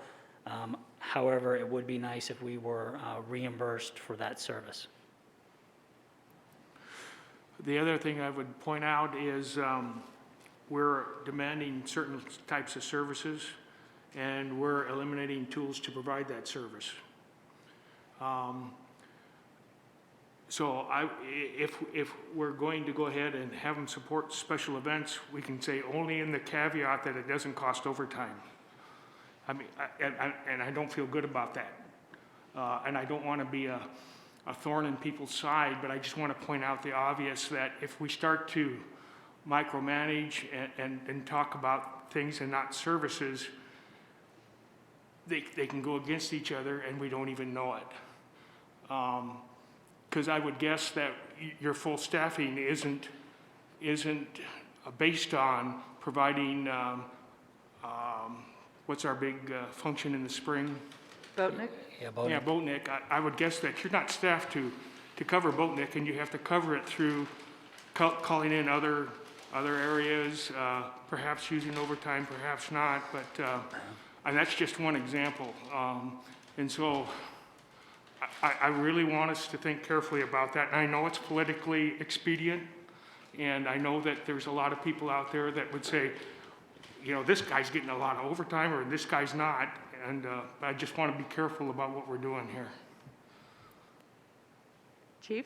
I'm not sure if you had a question for me, but it would be next to impossible to service special events without overtime. Aaron? Yeah, and another way to look at this, instead of as a reduction from service level, you could technically look at it sort of like an alarm fee. You can say that we would be charging the events for our overtime, and that would just be part of the permit process, and you could be technically a new revenue of, say, $30,000. That $30,000 would ultimately pay for overtime associated with the event. Rob? So to me, in my mind, this kind of begs the question, how do we even define what a special event is? I mean, if we have an Earth Day celebration on the courthouse steps, is that a special event? Do those people get charged? If there's a women's empowerment march, like there has been, I think, every May now, does that get charged? Do we look at nonprofits? I mean, is the Active Club, I assume they're a nonprofit, they bring in $70,000 to at-risk kids every year with Boatnik, to me, that would also, I guess it's clearly a special event. It's one of our big ones. They're probably a nonprofit.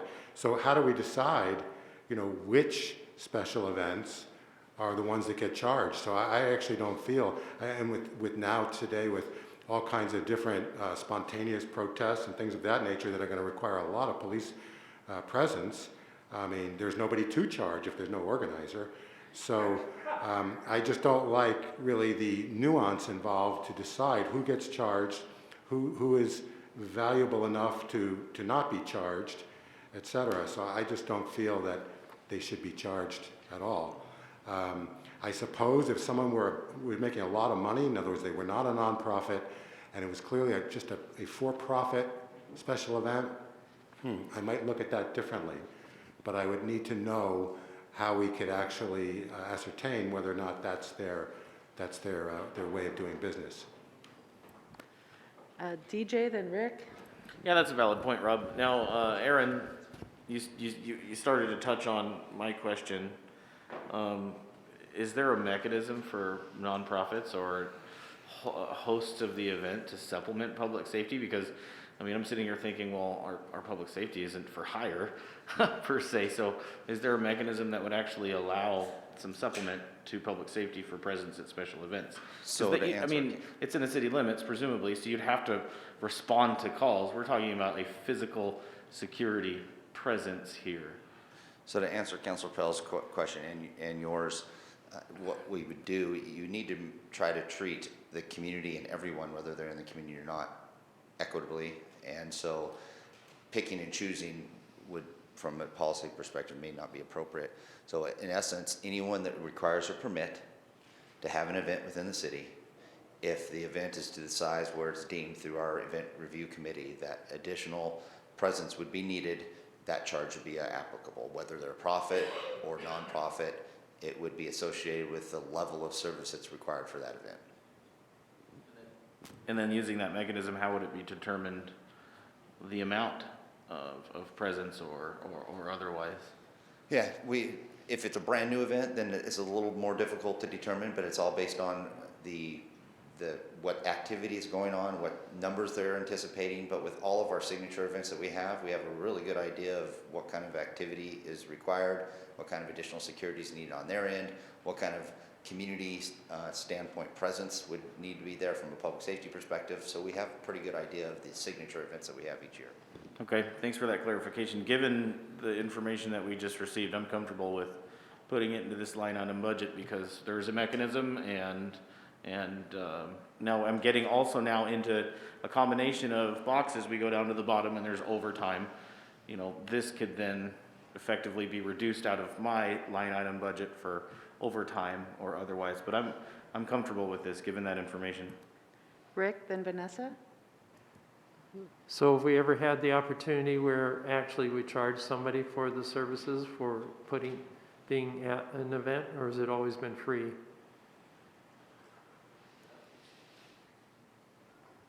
We have been providing those services from a standpoint of public safety presence basically free of charge for just being an active part of the community.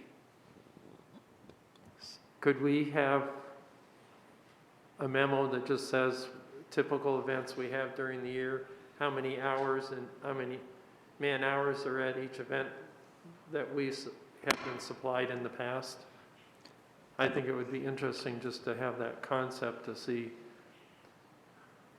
how many hours we're contributing as a city to those events.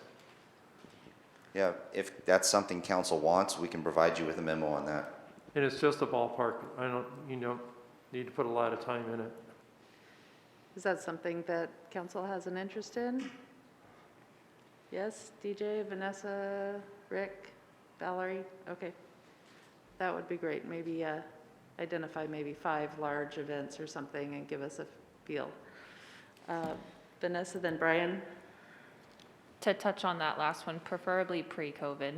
I feel obligated to say that.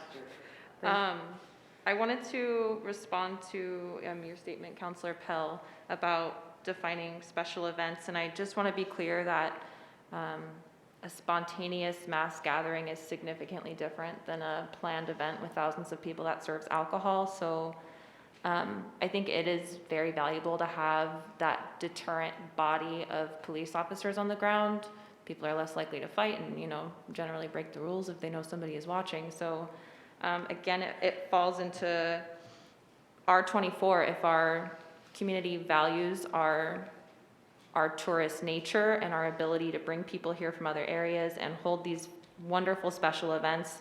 It's something that we have to finance on a community level. Brian?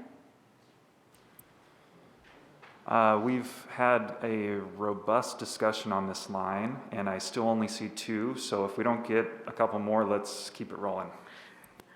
I agree, and actually I was going to comment, we have been spending a significant amount of time, obviously it's a high priority, but maybe need to focus on those things that are 3s, unless you need more information, just to keep things going. So the next one is a sobering center, police reserve program, partial closure of one Department of Public Safety station, full closure of a station, and reduction in on-call dispatchers. Moving into the parks section, reduction of $100,000 for Caveman Pool with 5 supporters so far. DJ? So it's my understanding that, that this line item would mean that it's council's directive to have no community pool for the next 3 years. And, I'm just simply not comfortable with that. This is an important feature in the summertime for swim teams and children and families, and it's really hard for me to say, okay, we have a level of service from public safety that we need to reduce the budget because our constituents aren't paying for it, so let's take out the community pool from the equation. I'm just not comfortable with that one, so that's my piece. Brian? I totally agree with you, DJ, and the reason that I did put it under there was because my assumption was that we would be using that time to build a new pool. So it's not with the intent that we're not going to have a pool moving forward, but a new pool will probably take 2 or 3 years, and so that was kind of why I was justified in putting that. Well, understood, but there's currently no plan to rehabilitate or rebuild a pool in the next any time for that matter. So until we do that, then that's what this means. That means no pool for 3 years. Valerie? I was just going to add that as well. What I did basically change last night was, as I did take some of it away, because obviously the pool will not be built in the next year, and I'm going to assume that we could not fire up that pool right now if we needed to because of the problems that it has had. I'm just kind of throwing that out there. I misheard you. I'm just trying to figure out if we decided to run the pool until we decided what to do, is it even possible at this point to fire up that pool? Fire up. So we did have an assessment of the pumps and the integrity of it. It would require a substantial amount of work to get it, up there. I mean, obviously, there's a big difference between renovating and rehabbing, what we have there. It could be done for the next year, but that's a big difference from tearing out the entire structure and replacing it where it is, which I think is another option that's been thrown out there as compared to, relocating it. Brian, then Rob? So just to follow up on Valerie's question, it's my understanding that the pool does need work, but is still operational. So it could, as far as I understand it, through Parks Committee and through our tour that we did of the pool earlier this year, it still theoretically could be run. It wouldn't be running at 100%, but it could work. Rob? Yeah, thanks for that clarification, Brian. With that being said, I want to see people enjoying that pool as soon as possible. So if through a few patches, so to speak, we can get it running this year, that'd be great, or in future years. I just assumed, and obviously incorrectly, that we couldn't run that pool this year.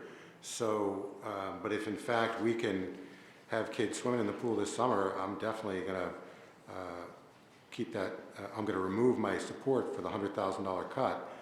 I guess we're waiting for our own task force on the pool, trying to decide how much urban renewal money, if any, we're going to put towards a new pool.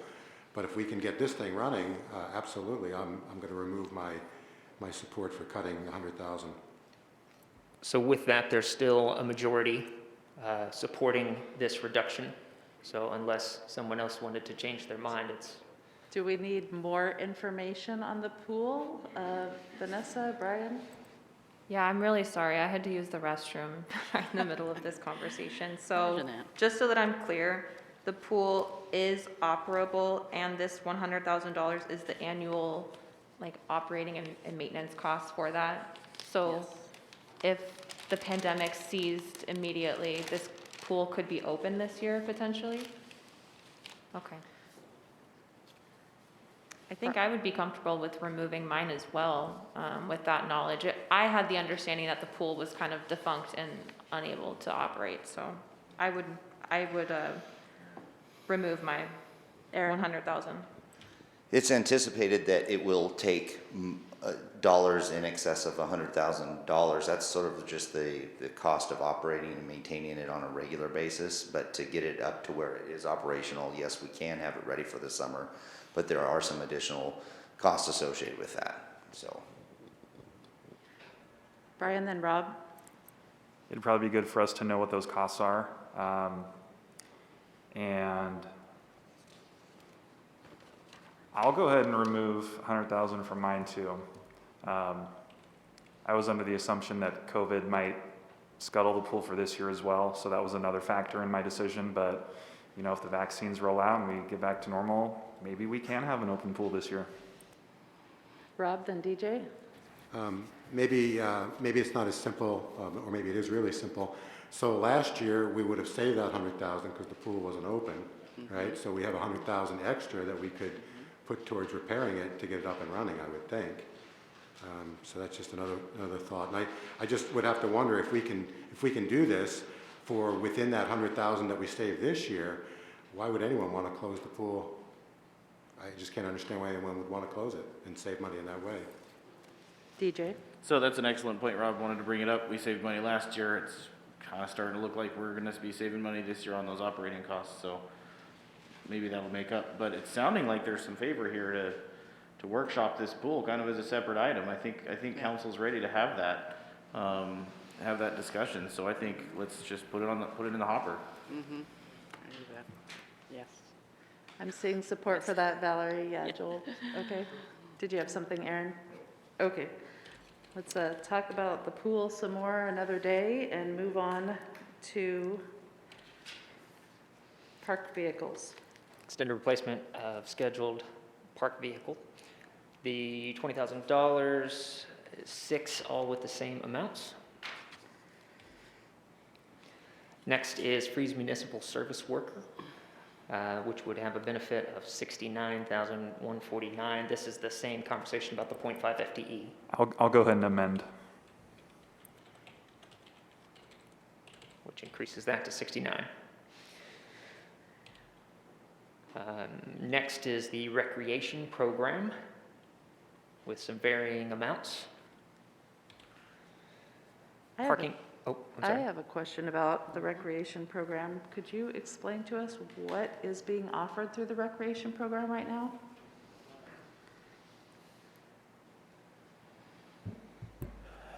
So Rec Northwest contract involves several things, including scheduling of fields for different events. You know, they put out a quarterly brochure, if you will, that shows activities, the dates and locations. They handle, you know, at the courts, you know, sort of take various calls and things like that. So there's a number of things all related to recreation activities, and I don't know, maybe Aaron has other things to add, but I think, you know, that's the I think, well, I contract. looked at the program from, it's from a year ago at this point, because we didn't have much programming last year. But what I saw in that program was kind of a compilation of other recreation programs around town, things being offered by the YMCA, Boys and Girls Club, things like that. I didn't really see a lot of what I'd call original programming, except maybe the movies in the park. I don't know if that's part of their program, but I guess I'm just wondering, if that were to be cut, obviously we still need to schedule fields and things like that. Would that be impacted? So there would have to be some adjustment in our parks division in terms of the division of labor and how that would be divided out. We would have to obviously take on some of that scheduling responsibility, and most of that would probably take place with our park supervisor, who would take some of that on. Okay, I'm just wondering like what programs would actually be eliminated by that. Aaron, you have a comment? Well, we would have to, like Brad was saying, absorb the specific scheduling of people wanting to rent some of our parks.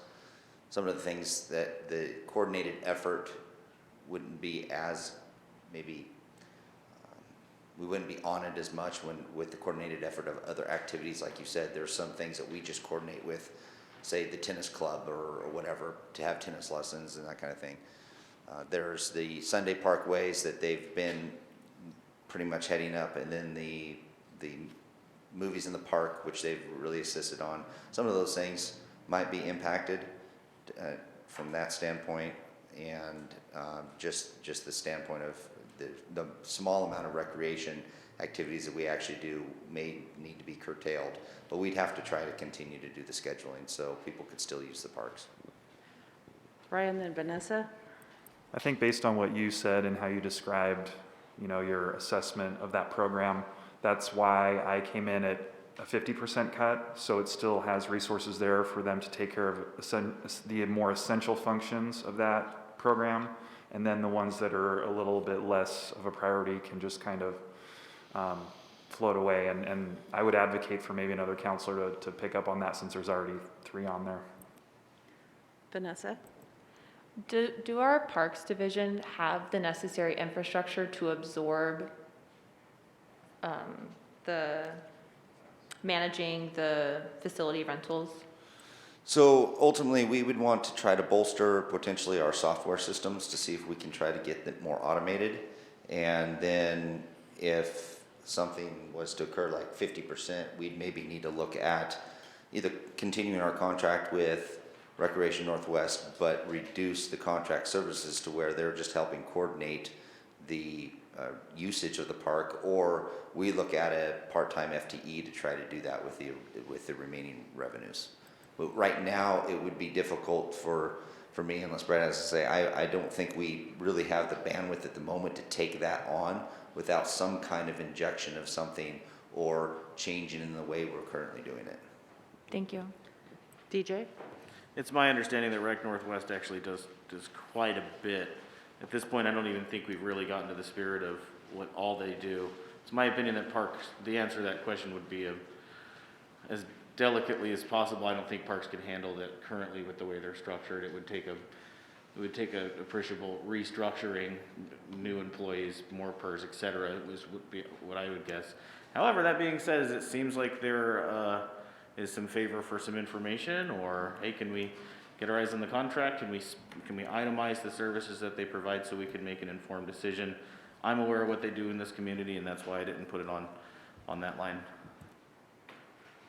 Valerie? And I would add to that, I do remember when we went to the PAVE report for community development, one of the things they did say is that we should think of moving to a more automated, that there is software out there that can do part of their program. I like having a face on it, but I do also believe that it could be a combination, and that if we were to look into software, I'm not, that ultimately down the road, it could be absorbed in somewhat. So I'm just thinking long range.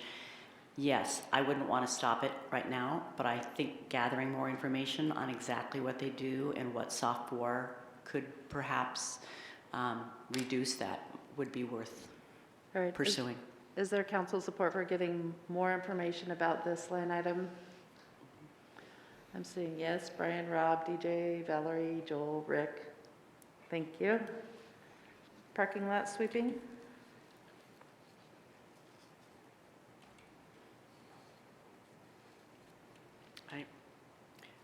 I think I threw myself in there at the 3,500 last night. So Councilor Pell, you had 1,750 in that line, which makes that the lowest dollar amount with 4 supporters. I'll raise mine. Thank you.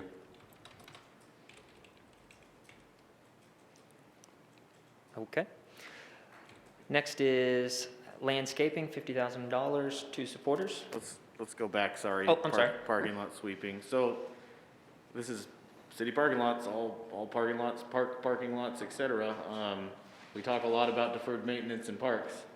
And, you know, this I have seen as you don't maintain that, sweep your parks, keep them clean, your parking lots. This will exacerbate the parking lot portion of deferred maintenance in the parks. That's why I didn't put anything on this one. Brian? Yeah, I'll back DJ up. I think taking away parking lot sweeping for city lots, for our park parking lots, and for other municipal lots to save $3,500 in the scheme of this whole budget is not worth doing. Rick? I didn't know if there'd be a way we could contact the people that do the parking lot sweeping and find out just historically if there's certain months or certain days that don't warrant the sweeping. I realize it's a contract, but I didn't know if there would be an opportunity to adjust that. Yeah, the same company that does the sweeping, Dan Kirkman does all the sweeping for the city, and it's intermittent in the parks. I want to say it's once a quarter, and then as needed, the park staff call him up and he'll do it as needed. Okay. So it's mostly just when it's needed. Then I'm comfortable with that. Thank you. Rob, and then Valerie. So I'm going to go back, and I don't know how this is going to ultimately affect things. I'm going to go back to the 1750, basically cutting that in half, which is kind of, when I was thinking it through the first time, I was thinking about what some of what DJ brought up, which is why I only cut it by half, and I'm going to go back to cutting it by half, the 1750. Valerie? And I'm just gonna say, you know, I just bought myself one of those powered blowers. If we can get some community support and some community groups to step forward to the plate and say, I'll help out, I think that's an area where we could. I do. So I'm gonna stick with the 3,500. I'm okay cutting back to 1750, and I think it's time to move on, because if we looked at every $1,000, we'd be here the rest of our lives. Thank you. I was just going to point out that this was something like, 0.08% of this total problem, so let's move on. Landscaping. 2 supporters, $25,000. Advertising and PSA budget, $2,000, 2 supporters. Access to park restroom facilities, 1 supporter. Training and certifications within parks, $7,500, 1 supporter for half that. Camera maintenance, 2 supporters at $5,000. And then so far, no supporters for urban forester program, seasonal staff, spray park hours, tree canopy program, trail repairs, or the lease of Gilbert Creek and Eckstein Park.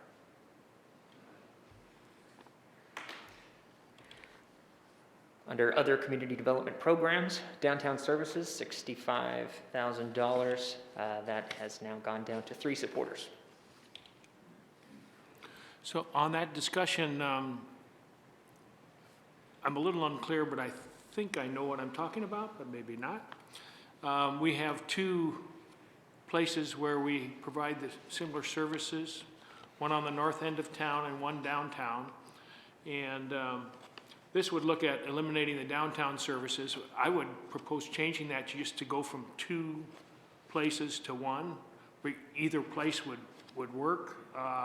Downtown might be more preferable to some folks, and and the north end of town might be preferable to other folks, but we would reduce from 2 to 1, that would make sense to me. Yeah, that's what this would in essence do. It would eliminate the staffing for the downtown 6 and G Street Welcome Center, which is funded through general fund dollars, and the North Welcome Center, which is provided through a contract through the chamber, is provided through travel tourism dollars. So ultimately, it would be council's decision, policy decision, if you wanted to so change that, change your contract with the chamber and go 50%, or reduce or eliminate that contract and have those dollars go to operate a 6 and G. You can do something along those lines, but it is just freeing up the 65, and you'd have to determine what site you'd want to fund if you eliminate that one. Rob? Yeah, if we were going to have one site, I think it should be in the downtown. I think the one on the north end of town services exit 58 off the freeway, but it doesn't do anything for exit 55. I think that I can't think of any event whose epicenter is at the north end of town, 0, or any event that even goes through that area of town. So if we're going to do one, I think the downtown is the place to do it.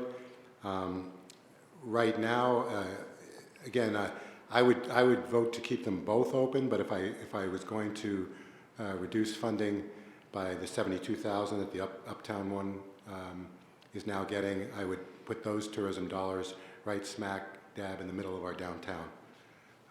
Brian?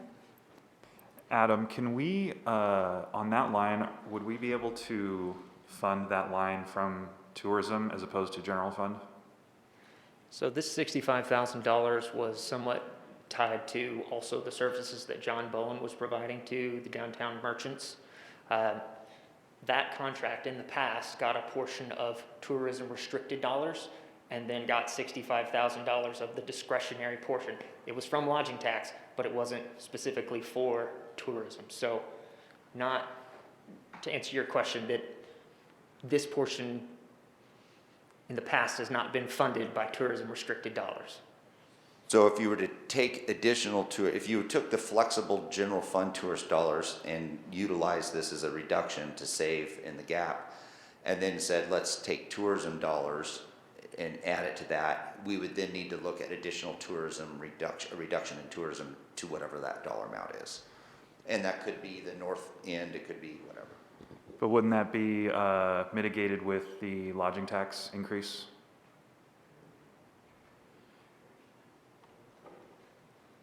Yeah. That's correct. Okay. I think the distinction I'm trying to make is that these downtown services are not tourism services. Sure. Valerie, then Rick? Yeah, I want a little bit of clarification on downtown services, because this, to me, is a big lump. So you're saying that 65,000 is the money that we pay right now for the people that are working down in the visitor center. And I would agree that right now, it said when we did the DMO pros that we need to look at the 2 buildings that we have, and that's something to be considered. I think that's a conversation we need to have down the road. I think the conversation here is, if this $65,000 were to go away, one of the things that the Chamber of Commerce is really good about is they have volunteers. They don't pay their staff for the visitors part of that program. So that might be something to think about downtown. Now, what I'm always curious about is that where does Susan Seawriter and all those, like I said, what about that relationship we have with the downtown and the person that's working with the downtown? Is that included in this, or is this just the people that are working in the building? Now that is just, think of it as just the building, the operations of the building to keep those doors open to visitors. Okay. Rick? The reason I put it on there is I was not comfortable when we were given the hours of operation, that the doors were open, that we had either 1 or 2 employees in there, and when you take the tally of the people that are visiting the Welcome Center, it calculated out 1 person per hour, and most businesses, if they're dependent on foot traffic, would not exist on that. So that's why I felt it was not appropriate. The other thing, the downtown location is not the most convenient spot for an RV or a travel trailer. where the north end of town can somewhat accommodate that a little bit better. But those would be my comments. Thank you. So one of the things that strikes me, then, we probably need a little more information on it. We can have the budget reduction and then condense the two sites down to one site, and whoever runs which site, the chamber could run the downtown or whatever, but we could have that, those options explored as future information. And today, we're just making the budget decision to combine from 2 offices down to 1, and then have that presentation later on as to how we do that. Valerie? And I would agree, that conversation is later, but I will throw myself at the 65,000 and make it a 4. So I'm willing to put $65,000, which makes it 4. Thank you. There we go. All right, other professional services within Community Development Program, 3 supporters for $20,000. Downtown Flower Baskets received 2 supporters for varying amounts. Meetings, travel, and... Hang on, Rick? I'm sorry. The reason I put that 20,000 in my list is that we are looking at possibly the Downtown Association or some merchant association taking that over and having sponsors, and I think there's a real opportunity for that. I don't think it would be that difficult, so that's why I put it on my list. Thank you. Thank you. Continue on. All right. Meetings, travel, and training within community development, 2 supporters for varying reductions. Temporary personnel, 2 supporters for varying amounts. Can we get a clarification on temporary personnel, what that means? That's kind of a wide open, and that's in community development, correct? That's correct. Step right up. So that is for, as the slide that Adam has up there now, primarily long-range planning services. Without the senior planner position being filled, we have relied on temporary personnel.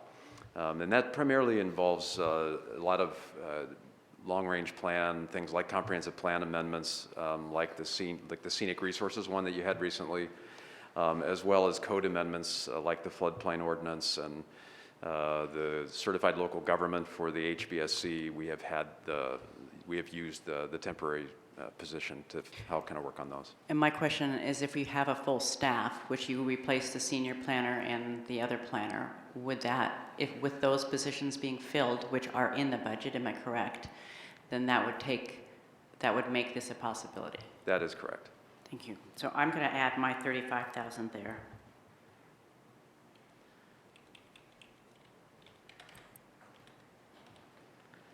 Brian, then DJ? I'll throw 35,000 on there. Yeah, I think that's a dangerous category to be pursuing, coming from a builder.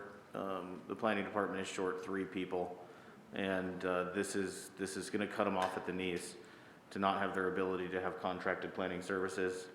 The negative implications of this line item budget are worrisome. So that's why I didn't put my money in that category. So that brings us to 4 supporters with the minimum amount of $10,000.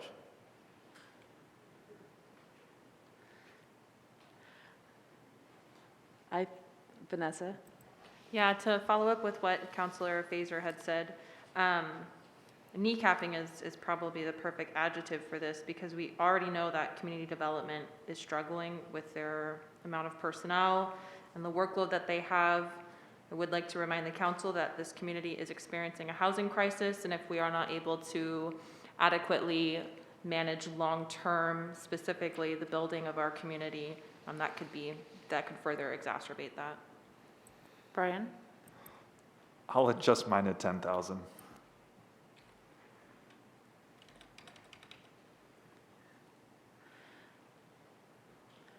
All right. Okay. I think what I just heard Brad say was that we have a fully funded staff position that if we had filled, we would not necessarily need these temporary services. So I'm a little confused about why we have them as separate budget items instead of just factoring in that the savings we have on not having that position filled at this time is paying for the temporary staff.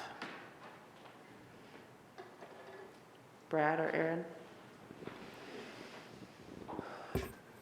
So there's a couple of things. One, it isn't just the long-range planning, although that is the bulk of it. We have also used that line item to support some of Ann's work, the Community Development Block Grant. Now, some of her time is put towards the Community Development Block Grant, but she doesn't just do CDBG. She also does some other finance-related activities in CD. So we would use some of that money there. So I sorry if I misled you to say that we're 100% of that 35,000 is used if for the senior planner type role, because it's not. It really does just, we've been utilizing it for more long range, but it does provide on an annual, regular basis. If council undertook a special planning project or we need to do something, it allows us that additional flexibility to get that specialized service on that and contract that. So a reduction of that would reduce that flexibility, but with a full staff, I think we'd still be okay, but that's what it's been used for in the past. Does $10,000 provide you enough budget to be able to accomplish something, or is it not enough? I mean, Good you know, I mean, question. does it, you know, there's a point where something doesn't really pay, you know, it doesn't mean anything because you don't have enough funds to pay for something. You can't buy half a car, right? So, or is that enough to get us half a car, or does $10,000 pay for something? Well, it would certainly be sufficient to cover some of those finance responsibilities, like the deferred, you know, some of the what do we call those? The DDAs and some of the other finance agreements that planning has, which Ann's working on. I think that 10,000 would be sufficient to kind of cover that.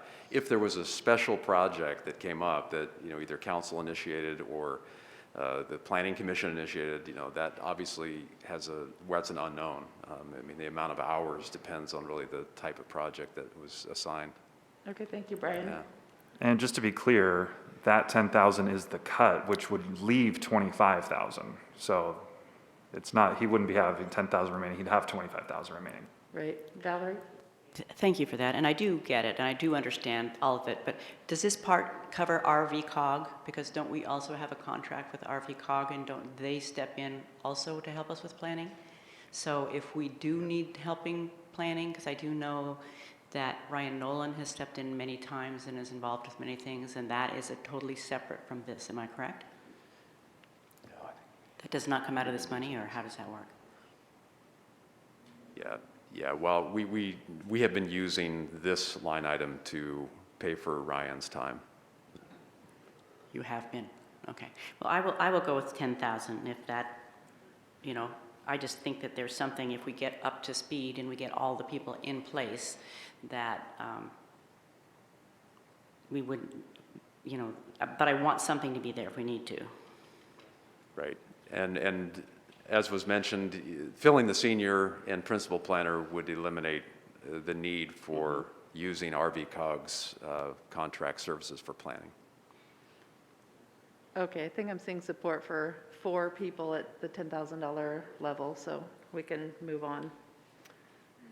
Next is some more meeting, travel, and training within the division. 2 supporters. Reducing technical evaluations, 1 supporter at 5,000. Reducing business development and retention services, 1 supporter at 10,000. Reducing committee projects, 1 supporter for $10,000. And then changing the Chamber of Commerce membership level and other community development memberships, had 0 supporters so far.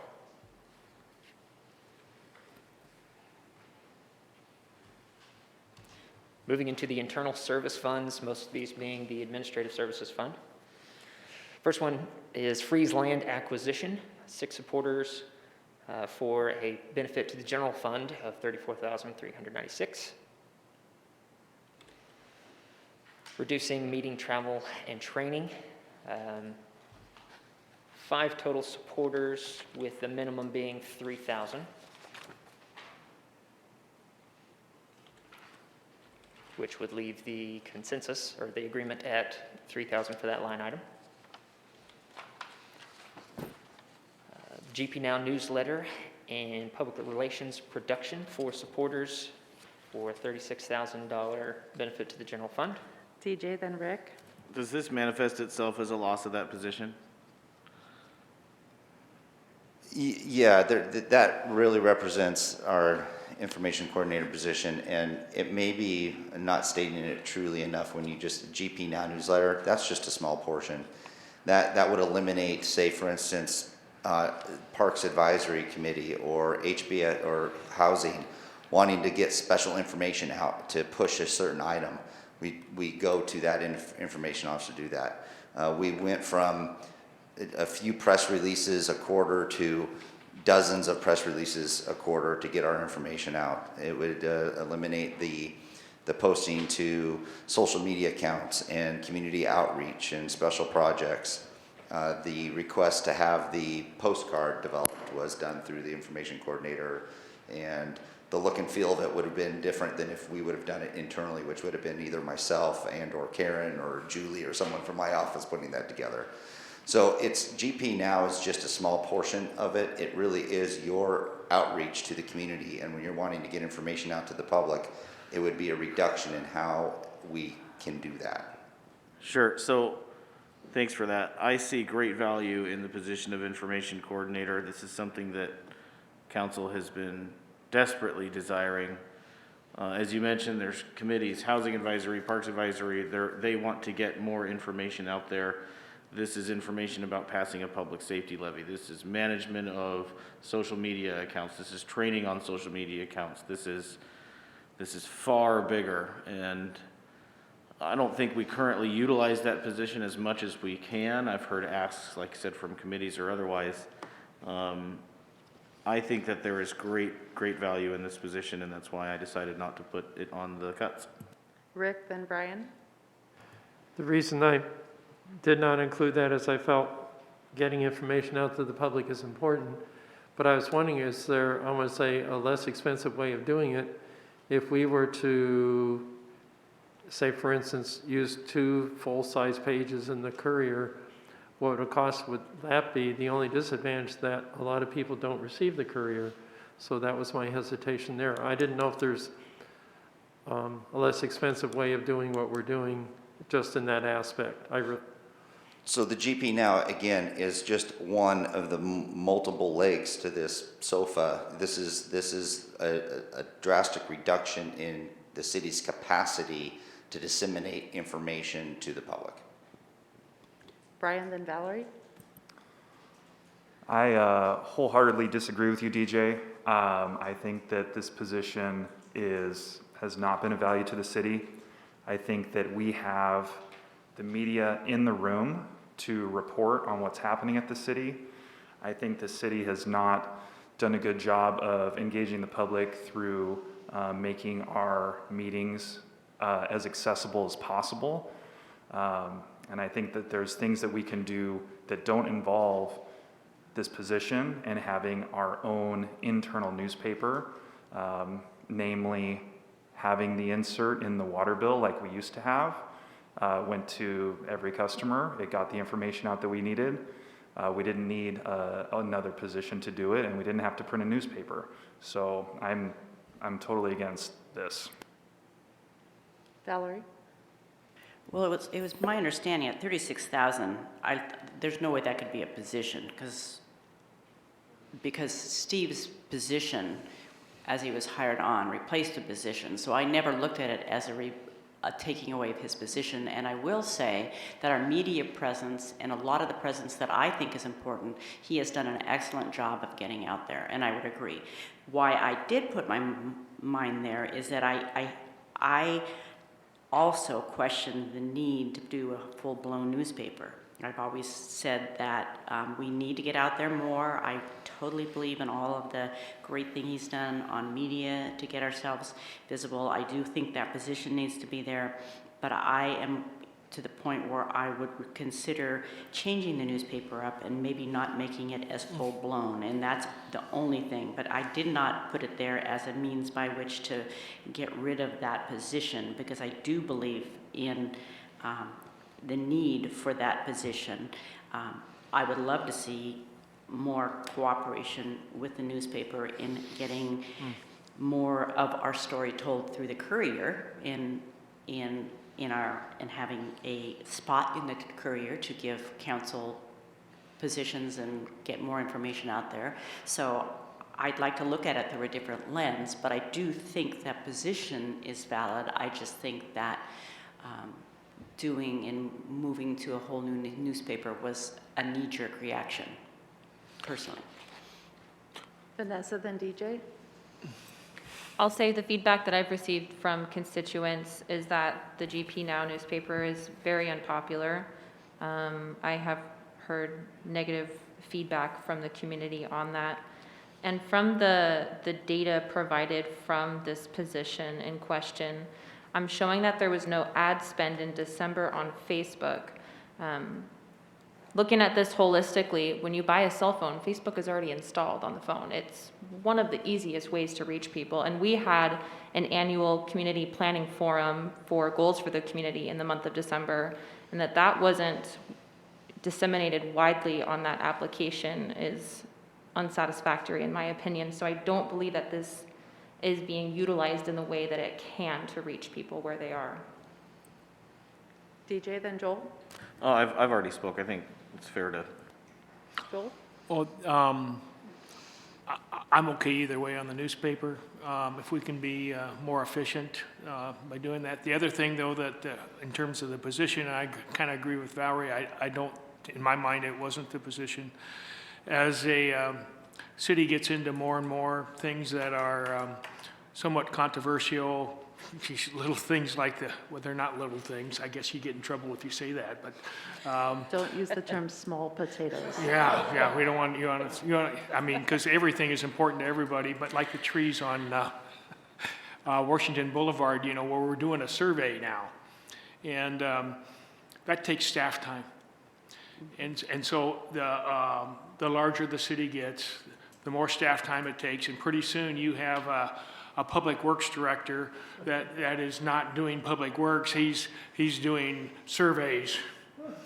And that's not the most efficient use of his time. It's kind of like running a medical office and my provider is out weeding the garden, which she has done in the past. And so you hire staff then to do that work, and when there's enough of it to do, and you're large enough to support it, and then it makes your other staff more efficient. And that's where I see where we're at with this position. On the other hand, the newspaper, if we want to go back to the flyer, I'm okay with that. But I do think that this position makes the other staff more efficient. I don't want my police chief doing The police. yeah, the police- public announcements, They actually I want do him their to own. use that staff. I want my police chief to be the police chief. DJ, then Rob? Sure, and in regards to just specifically the GP Now newsletter, I'm willing to negotiate whether we should have that or not. I've received excellent feedback. People love the GP Now newsletter, but we're getting our information from different places clearly. That's to reevaluate the position and the duties. Sure, that would be appropriate, because I feel that it's underutilized currently. Totally eliminating the position, though, I don't think is wise.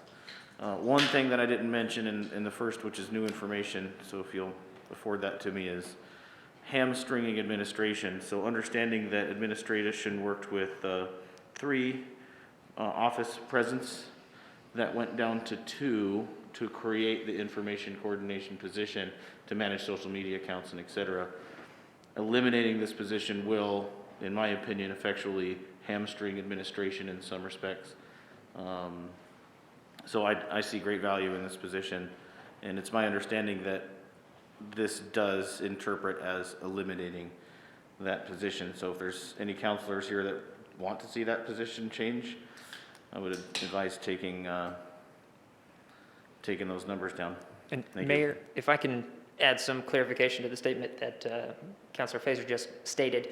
This whole group, these internal service funds, most of them have a dollar amount. That would be the reductions of land acquisition. That'd be a reduction in the admin fund of $57,000, but that would only benefit the general fund, $34,000. So for this particular item, it says 36. The true total cost is more than that. The 36 is just the benefit to the general fund after taking into account some of the outreach would still be happening with or without the position. Rob? Yeah, I like that. I appreciate that distinction, Adam. You know, it's some people are, you know, make it sound as though if we remove this 36,000, there's some draconian chain of events that's going to happen, and all of a sudden nobody hears from, you know, City Hall anymore. Well, I mean, we got information out before. I mean, if anything, we should be a little bit more strategic, a little more streamlined than we used to be or that we were years ago. And it's just, I just find it, I'm not going to say amusing, but I find it, well, to some degree interesting that, you know, Vanessa says that she's got some constituents who think it's a waste. DJ says he's here and it's great.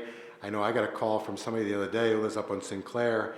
She says that her and none of her neighbors read it, thinks it's a complete waste. I asked her to send an email to Mayor Council. I don't know if she has yet. But, and so I guess it depends on who you talk to, but it's clearly not streamlined, that publication. It's clearly not strategic. It clearly has a lot of filler. There's zero doubt that it has a lot of filler. It clearly has a little bit more political content than I'm comfortable with. You know, when we're, I know that when we've got any vote coming up or a levy or whatever, anything we put in there has to be vetted by the Secretary of State. But I also know that, and I can bring the issue in, September of, what was it, 19, when we had the fire district. I mean, as far as I'm concerned, what was in that newsletter, and that was our old newsletter, was extremely one-sided, meaning that it was all vetted by the Secretary of State, all as neutral, unbiased statements. However, there were at least 3 or 4 more neutral, unbiased statements that would have very easily supported the other side as well. Those were left out. So the fact that it was used as a political tool, basically against some of our constituents with their own tax dollars, really rubbed me the wrong way. As a matter of fact, 84% voted against it. So it was used against 84% of the citizens. And so who's controlling that is an issue. Right now, we've got one person, I think, controlling the content, and it's not an elected person. So I have an issue with that as well. There's so many issues I have with that paper. The fact that a non-elected person controls the content, a non-elected person is now controlling the propaganda, all very, very wrong, in my opinion, very wrong. As far as it being strategic or streamlined, it is not. As far as the fact that we had some of that information was able to be disseminated without it, I think is also very true. So that's why I voted for the $36,000 cut. I think there's many problems with that paper, and I think it's many pages too long. I think it's got a lot of fluff. You know, it's colorful, it's pretty, it's got a lot of fluff that many people don't value. Brian? So I've received similar feedback to Councilor Ogier and Councilor Pell about the paper not being a wise use of city resources. And it's funny that Rob uses the word propaganda because I've had a similar term used to describe the paper to me as a city propaganda rag. So that's another piece. And just really quick, I just want to remind everyone that the impetus for creating this position in the newspaper was because you know, a year and a half ago, the city was just getting slammed in the court of public opinion with all the decisions they were making around River Road Reserve and other things. And so this was the city's way to put out something good or to have the perception of something good being done because they weren't getting any good press in the Courier. So the impetus for this whole line item, it just, you know, it's not the spirit of a true information coordinator position. And so if there was any possibility for us keeping this, it would drastically need to be, the scope would need to be defined. So for the purpose of the budget discussion here, I'm wondering, we have 4 counselors in support of the $36,000.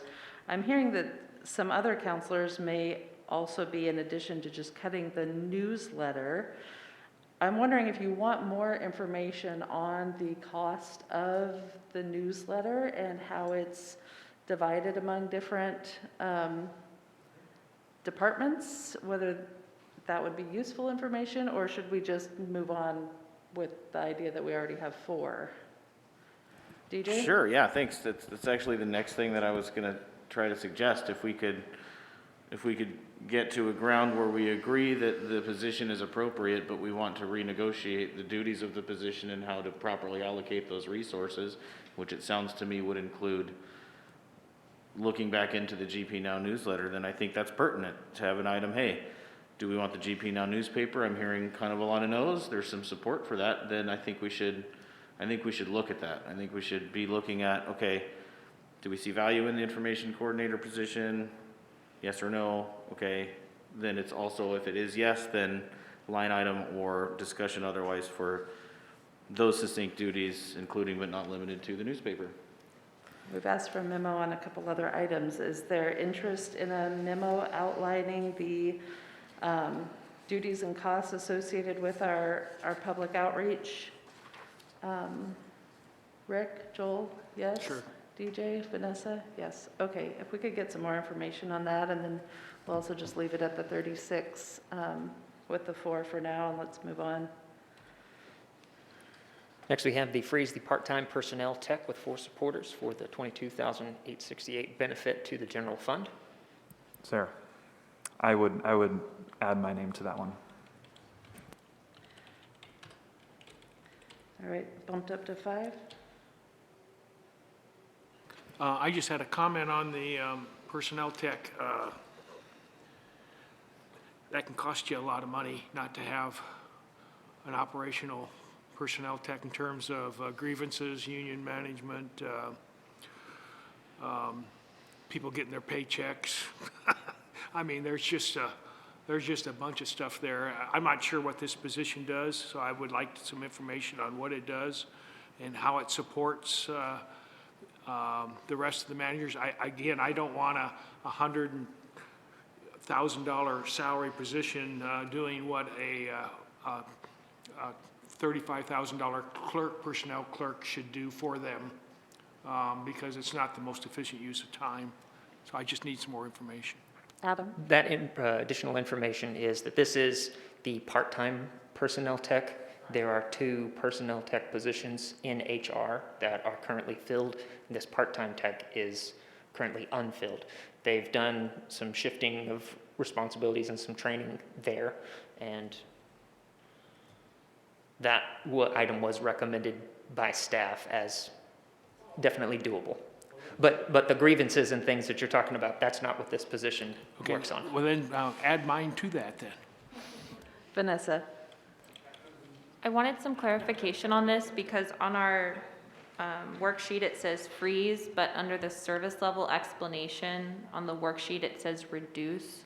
I think you answered it, but just so that I'm clear, is this the reduction of an existing employee or is this the elimination of an unfilled position?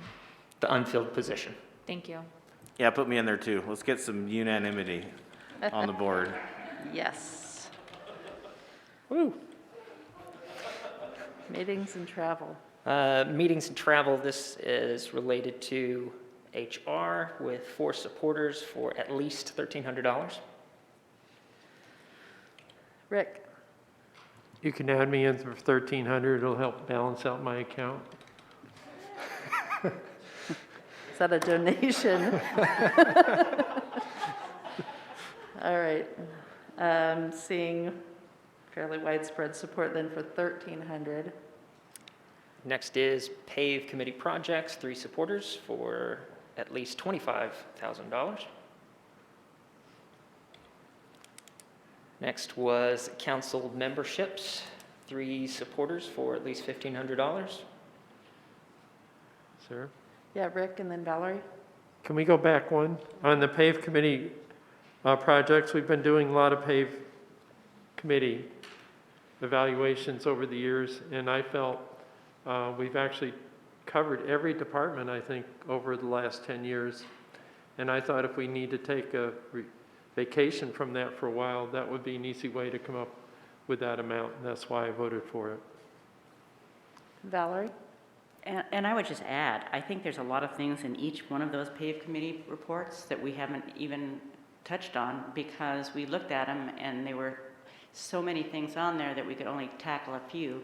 So I think it might be wise to just go back in the next few years and look at each one of those PAVE reports that we've already done, say what did we learn from it, what did we do, because I think that would be very valuable. I just know that there's 2 PAVE reports that I've been involved in, one of them the community development, and we just barely even tapped it. We did do some good things, but there were some other things that were meant to be done, and I think if we were to go back now with a different lens, one of them being the recreation, streamlining it and doing it, getting software, I think if we were through a different lens and we have different counselors just to see what came before us before, that would be a very valuable operation without having to put a 50,000 out there to do something completely new. That's why I put my 50,000 there as well. Vanessa, then Joel? I would like to remind this body and everybody listening that a result of one of the PAVE projects actually became one of our 3-star priority items out of strategic planning to implement a public facility management plan. So I see immense value in the PAVE audits, and I'm going to remain with my stance of not removing resources from this. Joel, then DJ?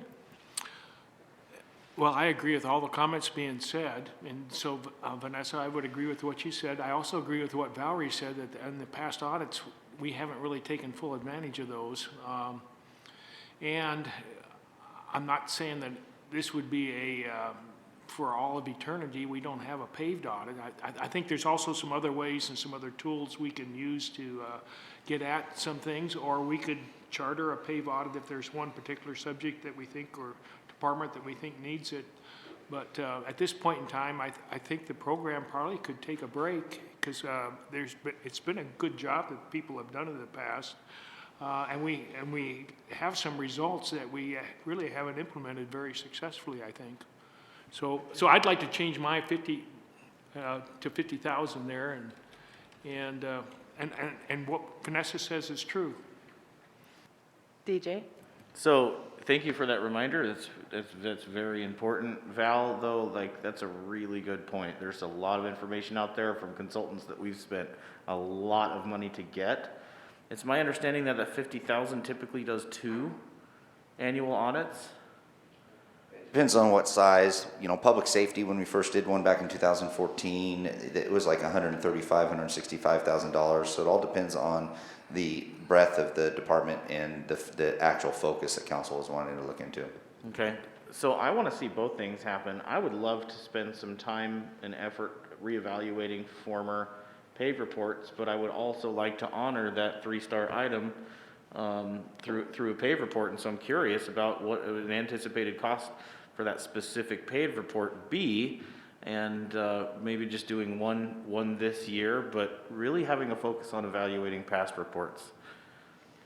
Do we currently have, is 50,000 the total budget for PAVE right now? That's the general fund contribution, but I believe we try to budget up to 100,000, and so 50 of it's general fund. And we've had some audits, I think, that have been $35,000, $50,000, and some of them, like I said, have been almost 150. I believe tourism was 60? Yeah, 60. And interestingly enough, the 2014 public safety PAVE report that came forward told us that we needed to increase our police department to about where we are right now, and here we are cutting it. So I mean, it just goes to show you need to go back and say, okay, what did it tell us to do? What did we do? But it didn't happen. It slowly happened over time, and here we are all the way back saying, okay, we did what they told us to do, but now we can't afford it. So it's just interesting. So that's why it would really be interesting to go back and take a look at each one of them, because there have been numerous ones. Okay, I'm in for 25 grand, and the reason is because we typically do 2. This is just kind of to say, look, cut that general fund contribution by half, with the goal being, let's get one done. So we typically, this last year was a unique year, and from a staff perspective, we would try to recommend to never do two again in the same year, because from a financial standpoint, it was extremely hard to manage. From a time perspective, when it was Jay and Adam, and two was just too many for us to do in 1 year. We typically only do one a year. And so I'm seeing support for 25,000 from the general fund. Does that leave us 75,000 total? That would give us 50,000 total, because you can't charge the enterprise funds more than you would charge the general fund. It's proportionate in some nature. So unless you were specifically talking about doing, say, a water or wastewater, then the majority of that could come from that enterprise fund. Okay, so it would leave us with sufficient to do one, depending on the size of it. Seeing 5, can't quite read up there, but 5 Yes. at the $25,000 level, is that where we're at? That's correct. All right, going once, going twice, move on. Council memberships, 3 supporting at least 1,500. Can you tell us what memberships and how, I mean, what am I a member of? And I don't know. So I guess that's my question to you. That 1,500 was just there because we saw that there was enough buffer that the 1,500 would be necessary. So you're members of like League of Oregon Cities and other smaller associations like that, I think, that are in the budget. And we just believe that there's that dollar amount that we can reduce for Well, your you membership put training. forward 5,000, and then 3,000 was the recommended, and then 2 people came up at 15 and 1 at 3,000. So I guess my question is, council memberships at 5,000, if we stay at 3, the only one that I really use and value that I know of is the LOC, and I do use the LOC one. So at the 3,000, would we lose the LOC membership? No. So I'm going to put myself in there for 3,000. Same with me, Adam. So I'm going to put 3,000 for that one. Okay, sounds like we've got support for 3,000 there.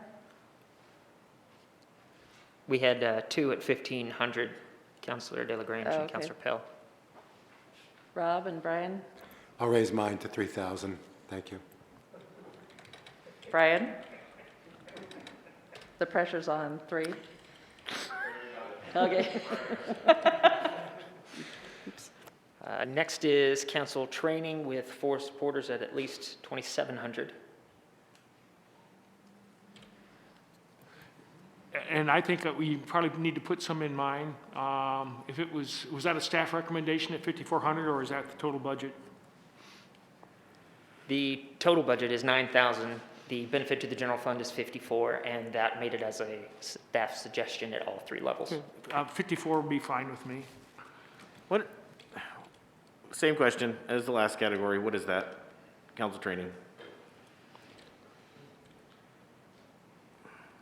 So I believe that is some potential excess dollars that we have. Normally, we go to League of Oregon Cities and we have a budgeted amount. That's your main training. We have some other small trainings throughout the year that we do through League of Oregon Cities, whether they come here and they give a training and we pay for their lodging and food. But primarily, we were looking at the League of Oregon Cities conference budget. And of course, we saved a lot of money this year because we didn't go to it. They didn't have an actual in-person one. But anticipating and looking at the participation and what we had budgeted, we believe that there's some flexibility for us to reduce that training budget, but still have you go to League of Oregon City Conference, which is the big training each year. Brian? I'll go to 54 on that. I'll go 54. Any higher? Okay. Okay, so we're cutting that in half, essentially. That's now Not- 5. Not quite half, but, right, that we would still have 3,600 left in our budget for that. So this 9,000 is just the cut to the budget. It doesn't That's- reference the that's total not the budget for total. training. Okay. Next is consulting for salary surveys with a benefit to the general fund of $9,000 so far with 4 supporters at $9,000. Oh, did that one bumped up? Our sheet says 3. Questions? Is that going to make our salaries less competitive over the long term or not? Well, ultimately, it's helpful sometimes with the workload in HR to have the ability to hire a third party to do the salary survey. And they're, depending on what collective bargaining agreement or non-bargaining group we're wanting to take a look at, we have the ability to do some salary surveys in-house. They may take some more time, but we've historically had that there because in order for our salary surveys to stay competitive, we may give different things in other communities, and it's good to just do a recheck every 3 to 5 years. And so that's what that is set aside for. Rick, and then Valerie. I have a joke. That includes the city council salaries too, right? We have to double that amount for you, and we didn't take that out because we know how important that is to you. And I'm just joking because you don't get paid. Valerie. I will put in my 9,000 because I think we could kick it down the road for 3 years if it's something we don't do every year anyway. All right, we're bumped up to 5 on that one. Let's carry on. Next is meetings, travel, and training. Brian? So I see that we have a line 66 that we have approved for meetings, training, and travel with 5 people, and then this meetings, training, and travel is 2 people. I just want to make sure everyone knows the difference between what those 2 lines are. That is finance. That's different divisions within the Administrative Services Fund. So that's the different divisions all saying we can reduce our travel and training, and this particular line item is for finance. Thank you. Currently with 2 supporters for $3,000. I'll throw in my support to make it 3. Rob? Yeah, I guess I'm just having trouble understanding if, on this one in particular, why we wouldn't all be supporting what the staff thinks that they can do without. They seem to know what it would take to keep themselves educated, I would imagine. So I'm surprised that we don't have more support there. Well, I agree with Rob, and you can put $3,000 under mine. And part of our discussions on these meetings, travels, and training was in anticipation for increased use of digital learning rather than having to travel to a location. Mm-hmm. Yep. Next is employee recognition with 2 supporters at $1,500. I will throw myself in there, same thing, because it's not the whole budget, it's just something. Okay. Further comment on that one? We're at 3 people for 1,500, Rob? So could somebody tell me exactly what employee recognition is? I'll give it a shot, and it might not be the whole picture.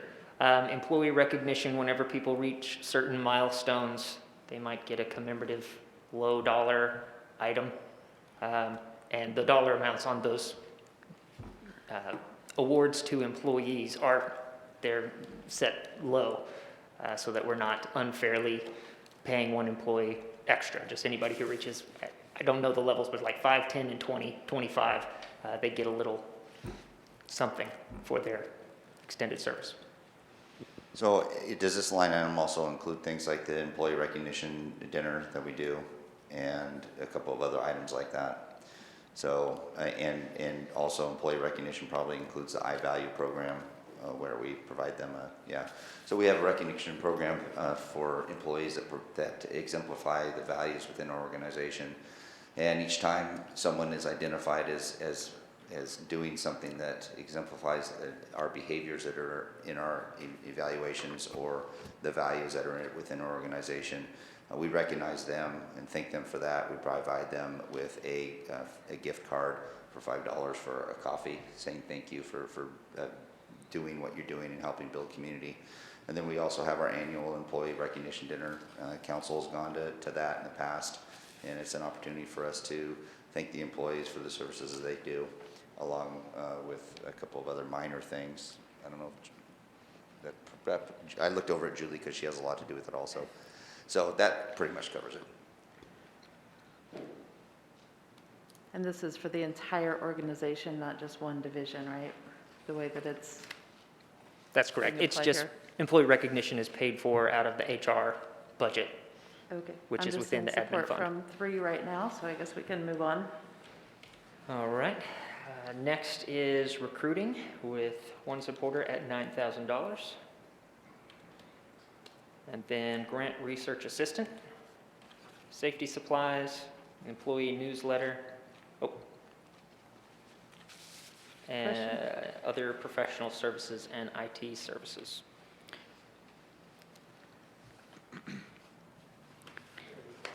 Rob? So, on safety supplies, on the surface, it sounds like something we would never want to cut, but staff feels they can do without $6,000 of it. So what actually are safety supplies, and why do you feel you don't need them?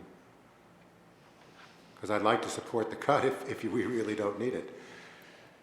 So I think this particular line item falls into an interesting category of we budget that line item in case we absolutely need to buy some more fire extinguishers or something of that nature.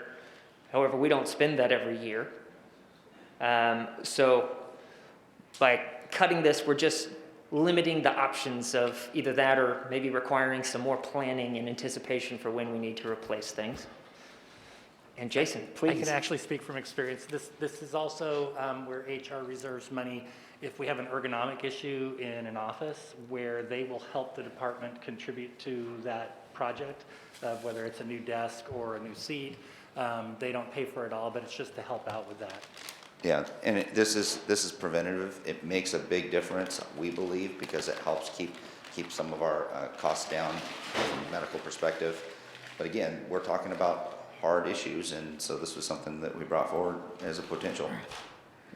Valerie had a comment, Joel, and then Yeah, I was just going to bring up the same sort of thing that Rob was bringing up, that if you kind of take a look at the staff was all supportive of these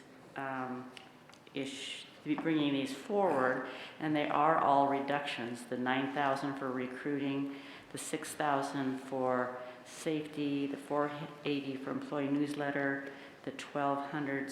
So they obviously went to the trouble of looking, okay, what can we live with? And so I'm, in looking at that, I'm thinking, well, they're doing their part in making cuts, we're doing our part. So I would rather take money out of recruiting, the $1,200, little things like that, than go for something that they did not support at all. So I would be willing to put myself for the $9,000 for recruiting, the $6,000 for safety supplies, the $480 for the employee newsletter, and the $1,200 for professional services, all of those to help. Joel? And Adam, I'm in the same place, except I had one question on the safety supplies. Our workman's comp budget in most organizations is fairly large because when somebody gets hurt, you have to pay them the rest of their lives. Is our workman's comp budget going up or going down or staying level, or how are we doing with that? Yeah, we're trying to manage that risk, and we're going to get to a point next year or two where we're going to have to make a decision on whether or not we're going to. CIS is not going to do workers' comp anymore, and we'll have to come up with a new firm to do that with. In the past, we've been self-insured also. So at that point in time, we're going to have to determine if we want to be self-insured, have a large pool of money set aside for the potential risk, or go ahead and move with an entity who will provide that for us. And so we don't have the big fund that we used to when we were self-insured, but we do get, like, say, $10,000 grants every once in a while, so we can buy ergonomic things and that kind of in that nature. But we always try to be as productive and progressive as possible with regards to people's concerns, and Have the number of workman's comp cases, are they going up or going down? Well, we're actually staying pretty steady. We have some potential larger claims that could come up if there is a re-injury with some staff, but for the most part, we're pretty safe. Some of the work, though, that we provide, if you think of public safety, police and fire, and streets and water and sewer, there are opportunities for injury, and we're always trying to avoid those when possible. So cutting safety supplies, this is kind of a measly amount, and the amount of workman's comp, I would guess, is probably 10-fold time or 100-fold times the amount of our safety supplies. When we cut the safety supplies, is that going to increase the workman's comp? I can't answer that. The theory is if you try to provide a safe environment, it reduces workers' comp claims. Brian, then Vanessa? I just wanted to make sure Adam had an opportunity to get clarification from Valerie. Yes, Valerie, I wasn't fast enough for your recommended changes there at the end. I know it started with 9,000 at recruiting.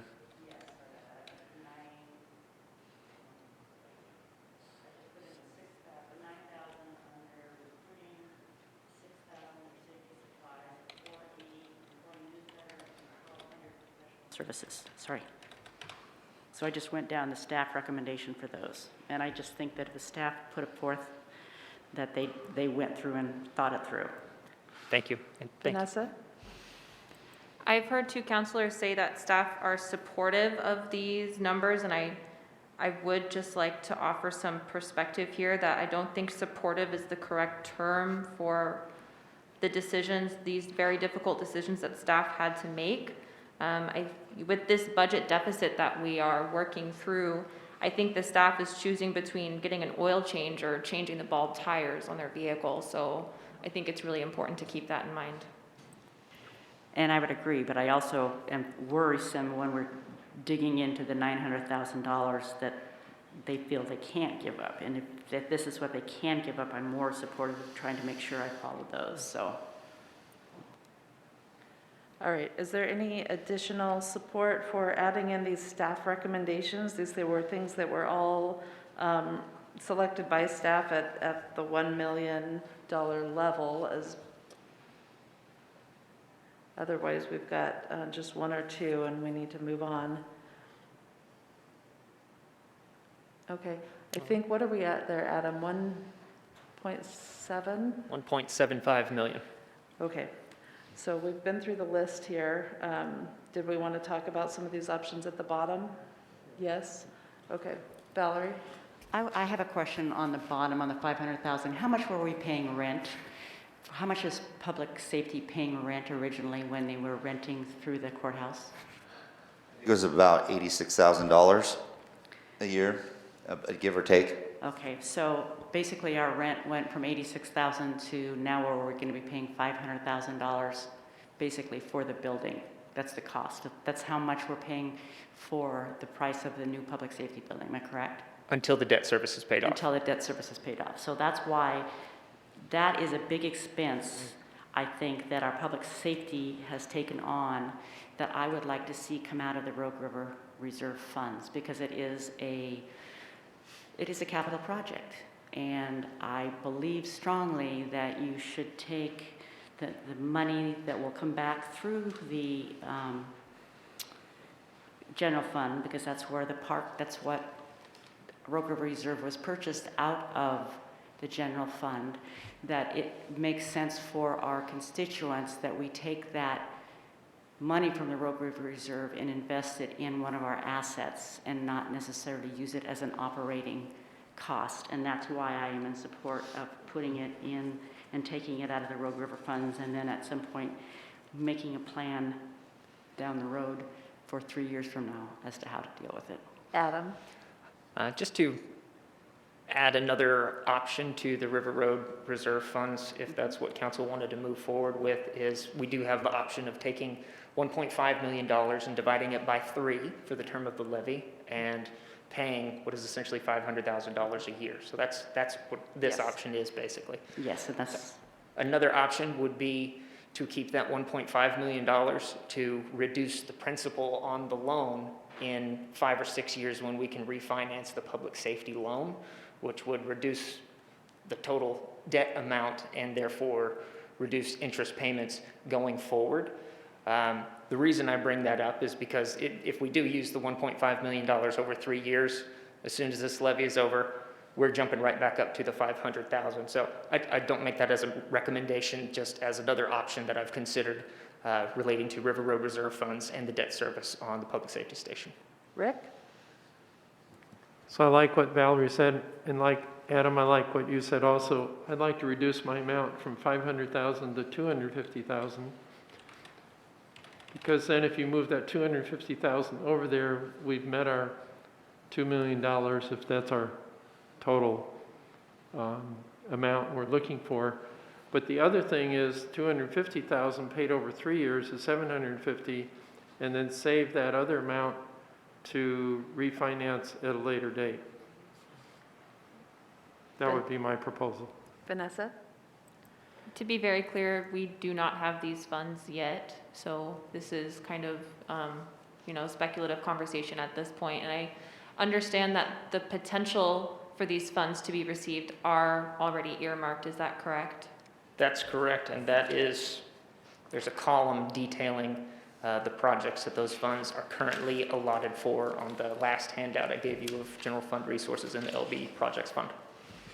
So in order for us to make this decision on this line item, we would have to reallocate the sources from an earmarked. Okay, thank you. That's correct.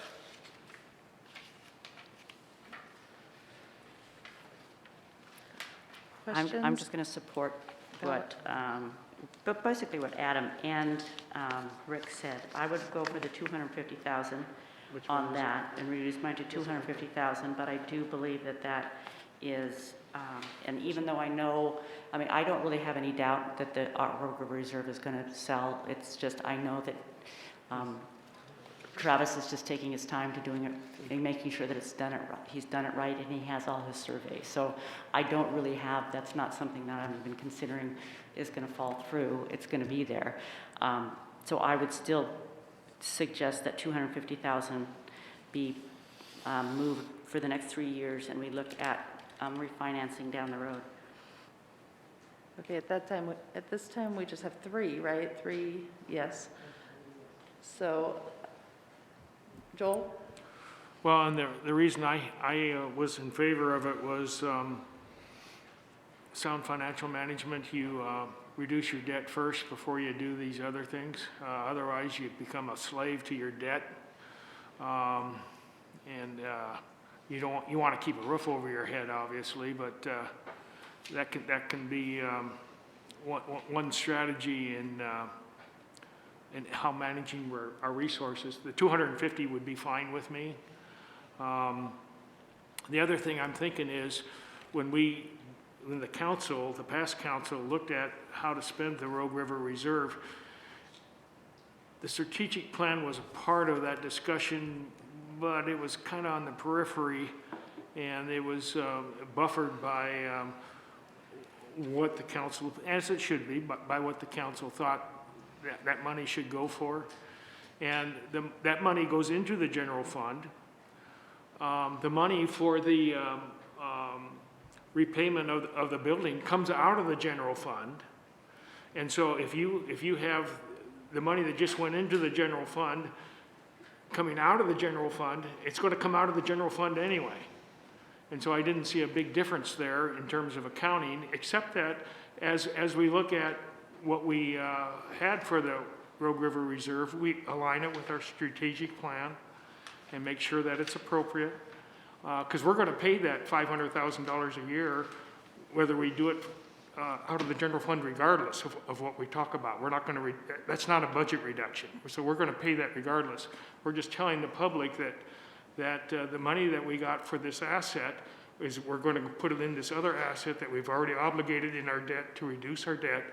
And then with the remaining money in the general fund, we'll look at that and see if what the previous council did was appropriate. And if it was, well, that's fine. And if it's not, then we can change it. Brian? I've heard this argument a few times now, and I don't agree with spending capital funds to pay off debt service on a temporary basis. And we still have some line items that are ongoing operating expenses that I feel, that category is more appropriate to this conversation. So let's, if no one else wants to throw their weight behind this one, I think we should look at those other options. DJ? Yeah, just for clarification, when does that debt service mature? It matures in '29, and we can call and refinance 3 years before that, so '26. Thank you. Okay, well, at this point, we just have support from 3 council members, so unless anybody is requesting further information to help them make a decision on that issue, I think we need to move on. All right. That's too bad. Next was an addition to the list, which was integrate business advocate and grant writer position for a benefit to the general fund of $63,000 with 3 supporters, with a minimum being 40, the dollar amount. DJ? Thank you. Sure, yeah, I decided not to put the money into the reducing the grant research and assistant program entirely because this item was a pretty clever idea. However, before that's finalized, I think what we need to do is evaluate the roles and responsibilities of both positions and be realistic about, does that make sense? I can think all day long, sure, one person can do 2 jobs, but I need to know duties and responsibilities of the business advocate and the grant writer position to really finalize that decision. But now I feel comfortable with it, but I'm not entirely sure. Aaron? So I don't see these 2 positions as being something that you can fold into each other. The skill sets, the personalities, the ultimate tasks associated with those are really 2 totally different issues. And we could talk about service level reduction in business advocacy and a reduction in grant writing, and I'd be more than happy to provide you with the recommendations on how we might accomplish that. Rick, then Valerie, then Brian. So Aaron, if we ask for that memo, I would appreciate knowing the rewards of that grant writing and how much money we received coming in, because it's my impression that they more than paid for their position. That's one of the reasons why we didn't put that on the table as a recommendation, is to reduce the grant writer, because the money that's coming in far outweighs the salary of that position.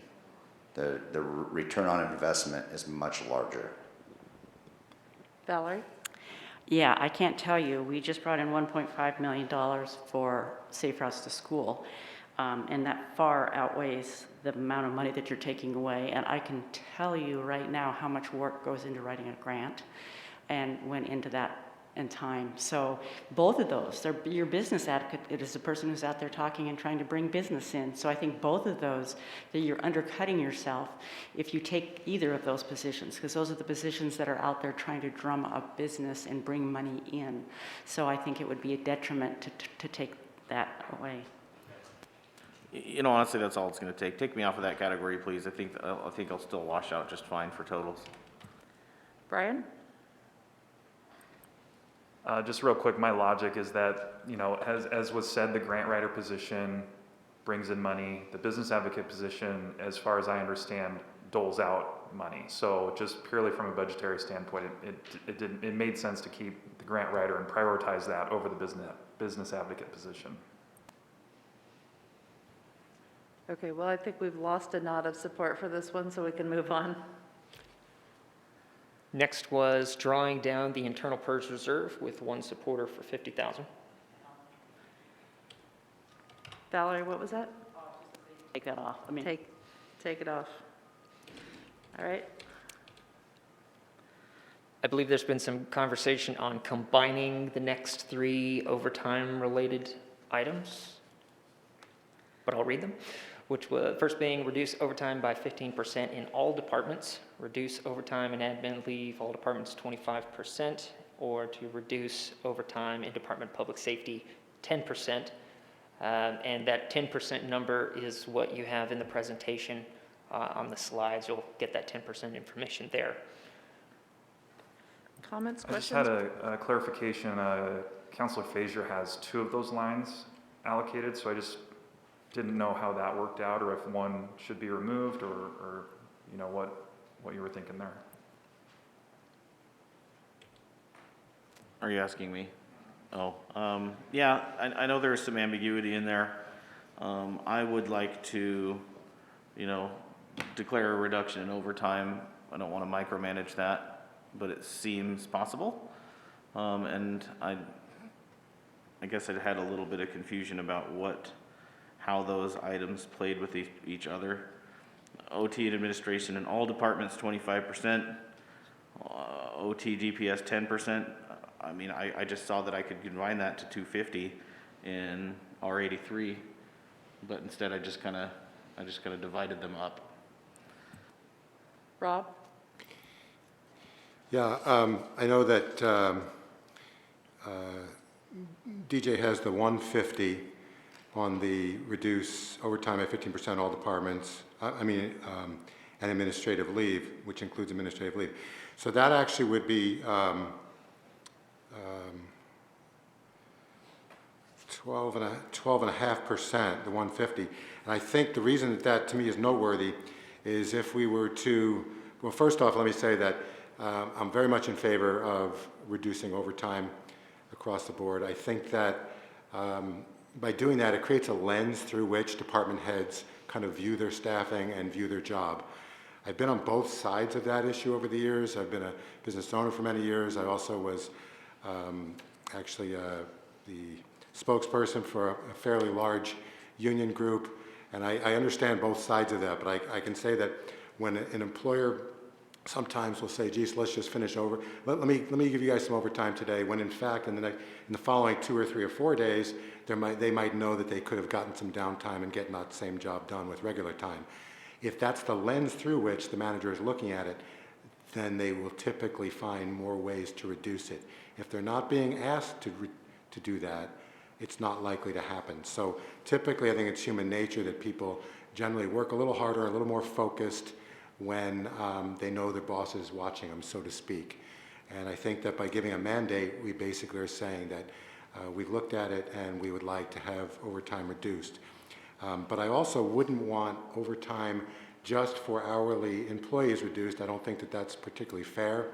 I think that in lieu of overtime, the salaried employees or the exempt from bargaining group employees receive the administrative leave. So I would like to see a very similar cut for the administrative leave as well as the hourly employees. And that brings me back to the $150,000 that DJ had. That's a roughly 12.5% of the overtime, which would be roughly 1/8 or 1 day out of the administrative leave. They get as much as 8 days a year. If you take 1 out of there, it's roughly 12.5%. So I think that I actually would like to revise my position of 25% across the board with administrative leave and hourly employees to roughly 12.5%, which would be a total of the $150,000, but that would be some for, it would be basically an equal cut for hourly employees as well as the salaried employees. Right. So I think that we could probably, and we're going to hear from other people, but I could see combining R82, 83, and 84 into essentially a 12.5% cut across the board, which would include 1 day of the administrative leave. I think, Aaron, if we were to combine this, these 3 items, 82, 83, 84, and ask something like, would you be able to reduce overtime by $200,000 a year, distributed, in whatever way is feasible, given union agreements and whatnot, is that a reasonable request? So that is, again, overtime, as Councilor King mentioned before, is really sort of a tool to utilize to provide services, and I'd have to take it a little bit further from an analysis of what overtime do we actually have control over, and to give you that detailed amount.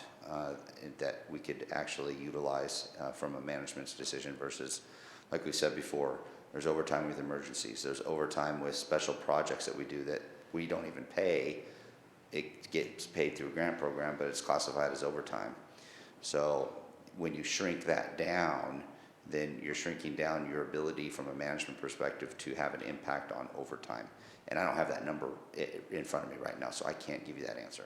Right. I'm just looking at this chart and I'm seeing that we have some, divergent ideas about this concept, but overall we do have some, a slight majority at least in favor of reducing overtime and getting some savings in the ballpark of, 150 to upwards of 300,000, but that maybe that would provide you some flexibility if we gave kind of a dollar target amount rather than, defining for you across the board or a particular department. Is that something maybe we should ask for? Yeah, if you give us a target of 150, 300,000, whatever that target is, we'll provide you, along with a number of other things you're going to need additional information on from an impact standpoint. We'll be able to provide you with some additional information on how we may be able to obtain that. Okay, so would there be council support then on having more information on I'll set a benchmark of $200,000 target? Adam? Before getting that answer. Okay. Understanding the impact of reducing overtime and the utility fees actually has a negative consequence on the internal service funds. It's because the admin fund gets revenue by the utilities fees paying overtime. So they pay us more money. So if the utilities overtime goes down, then they pay less to the admin fund. So the admin fund either needs to increase rates or decrease its overtime rates more. So, and I only asked that question based on the statement, all departments.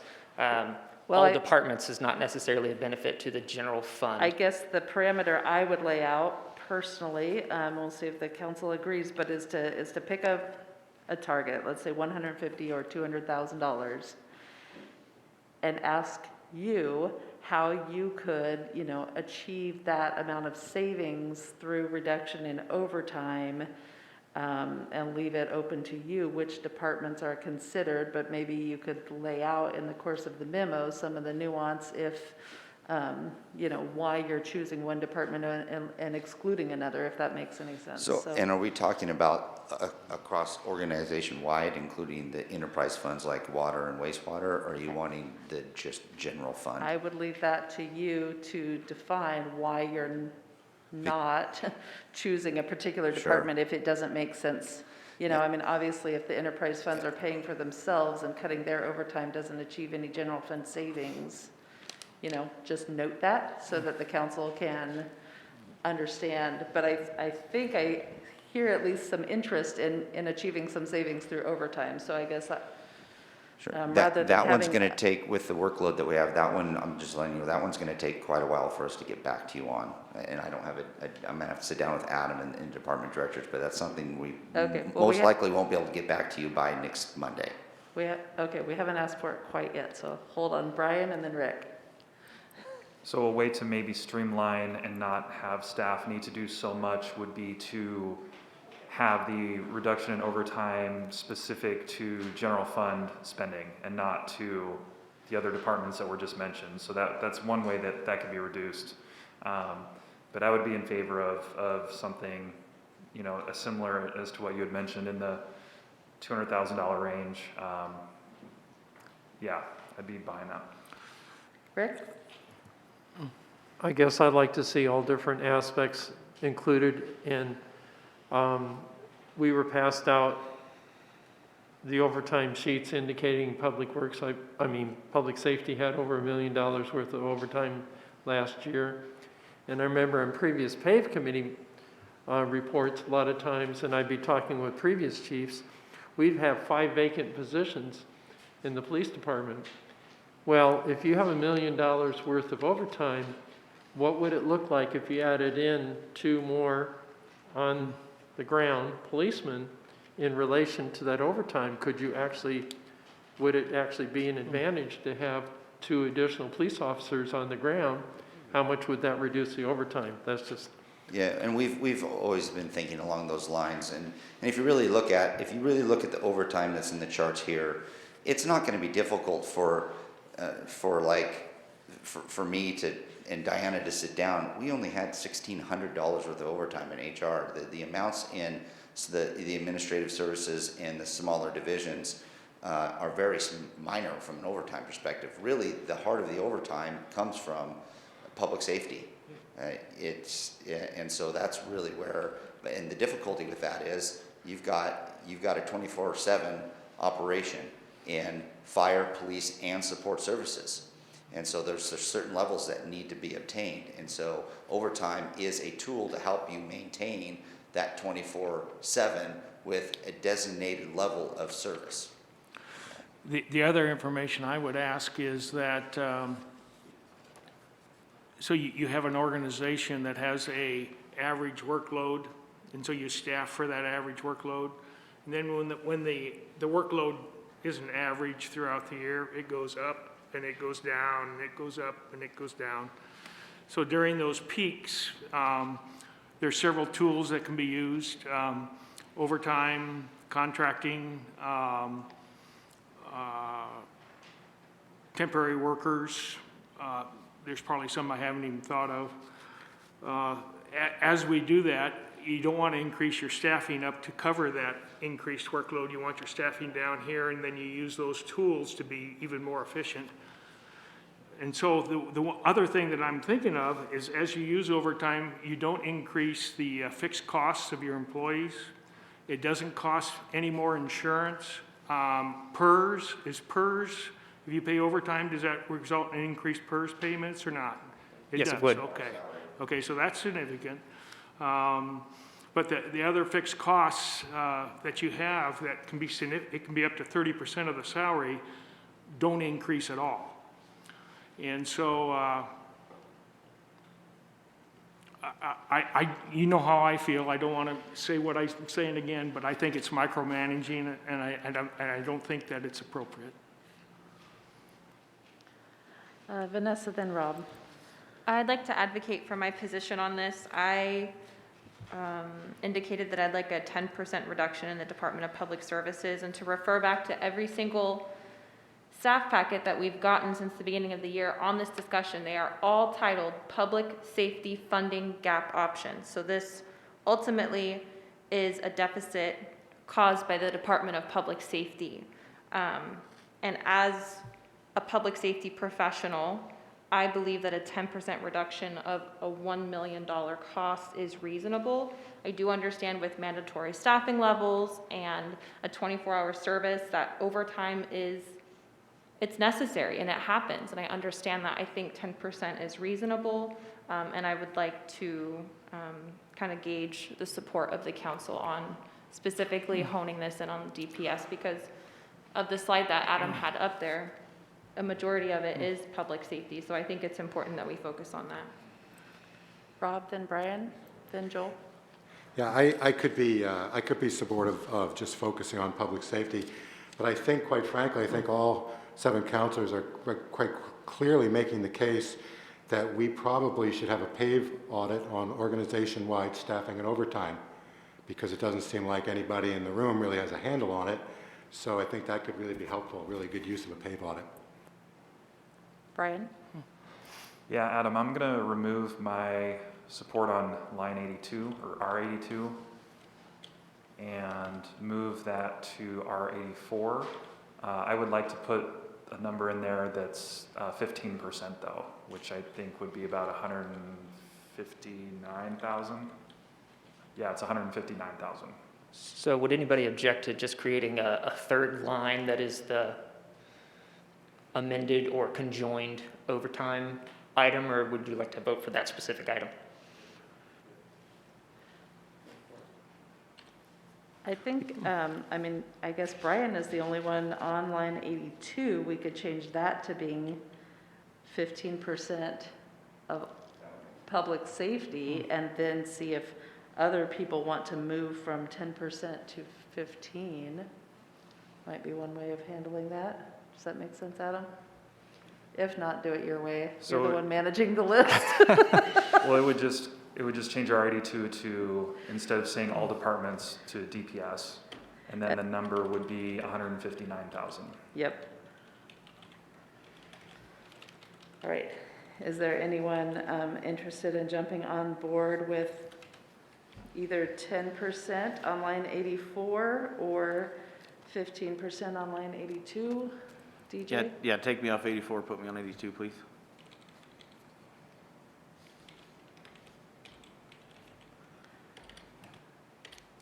Come on. My fingers are cold. I'm sorry. Got it. Okay, so we have, Vanessa, are you staying at 10%? So by no means do I have the expertise to say that a jump from 10 to 15% is manageable. I think we'd have to hear from the chief on that one. I'm comfortable with 10% at this time. One thing to remember is that a lot of our overtime comes in, let's use our rogue area drug our drug task force. We receive $75,000 of revenue that's not mentioned there from the federal government. So that is also part of our overtime allotment. And there's just really no way to say, if the council says take away 15%, then we have to deal with it. But the reality is, 5 minutes before the end of the shift, if I need 10 more bodies on because we have a major incident, we're going to have 10 more bodies on that could cost us several $1,000s. I'm pretty confident every single year DPS comes in under budget for overtime costs. So that's not reflected up there.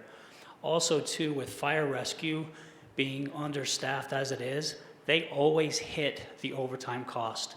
So taking away 10 or 15% from the overtime is going to be a massive hit to public safety. Would it be your preference to just do it on staffing levels in general in that 900,000 category and not specify it to overtime? If we did it on staffing levels only, we'd have to take a look again at our fire rescue staffing that I recommended freezing a firefighter, and that might be able to increase that cost. The overtime across the board is so, it ebbs and flows so much, it's a difficult number to put your finger on. 10% of $1 million is a lot of money, and we are extremely diligent in how we spend our dollars. I could almost guarantee you that most public safety professionals, police, fire, or support, would much rather go home on time and would not want to stay over. We make them do that enough.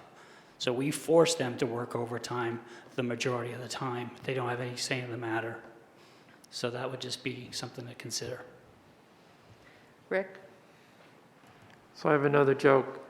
In the retail business like Fred Meyer, you can hire part-time people. Are there part-time firemen and part-time policemen? No. All right, Rob?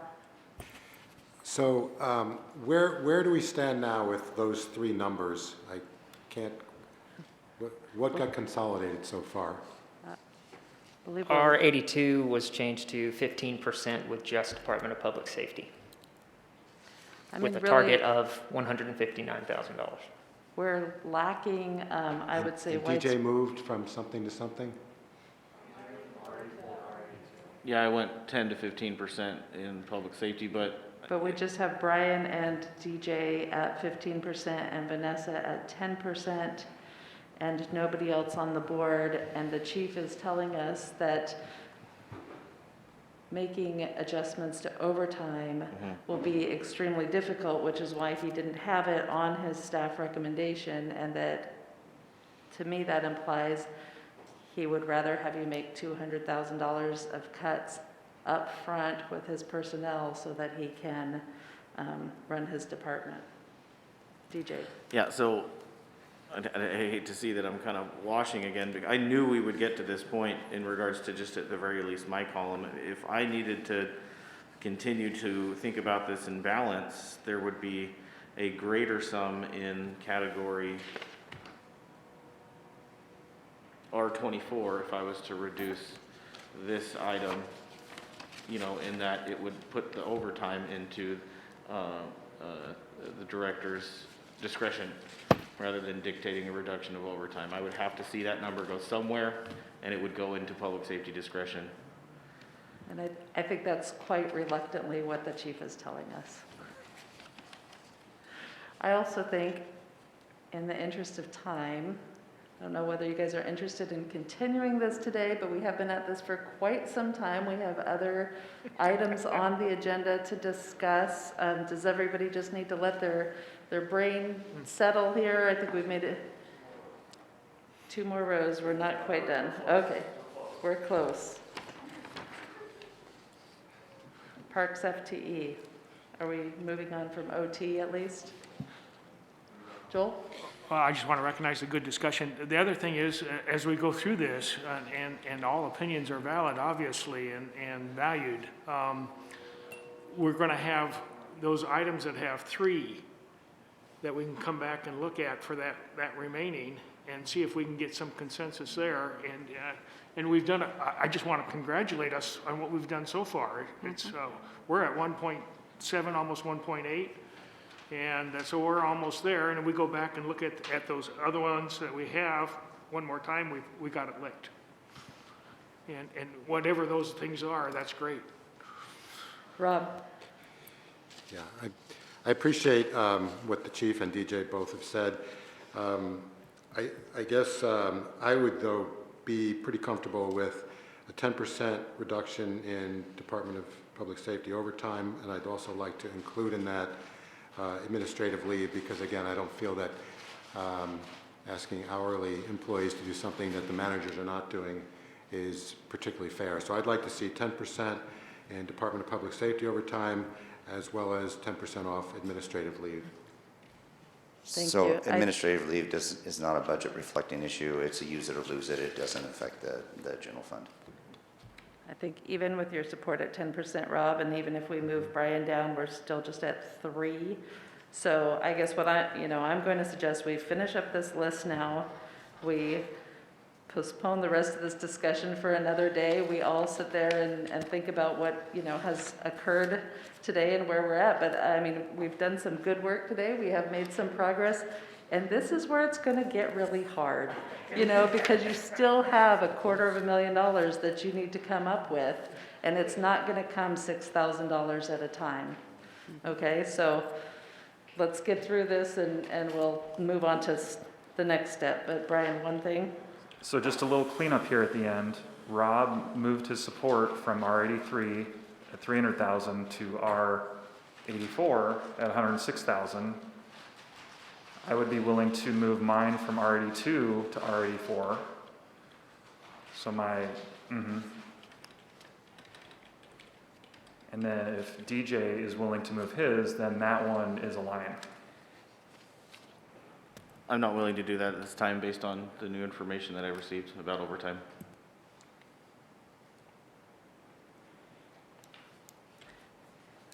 All right, 2 parks FTE. So what I thought about this was, it says, do not develop Dollar Mountain, Beacon Hill Park. I had presumed that Dollar Mountain would have been readily handled by current park staff, and then the 2 FTE really manifested itself if we had the Beacon Hill Park. Is that correct?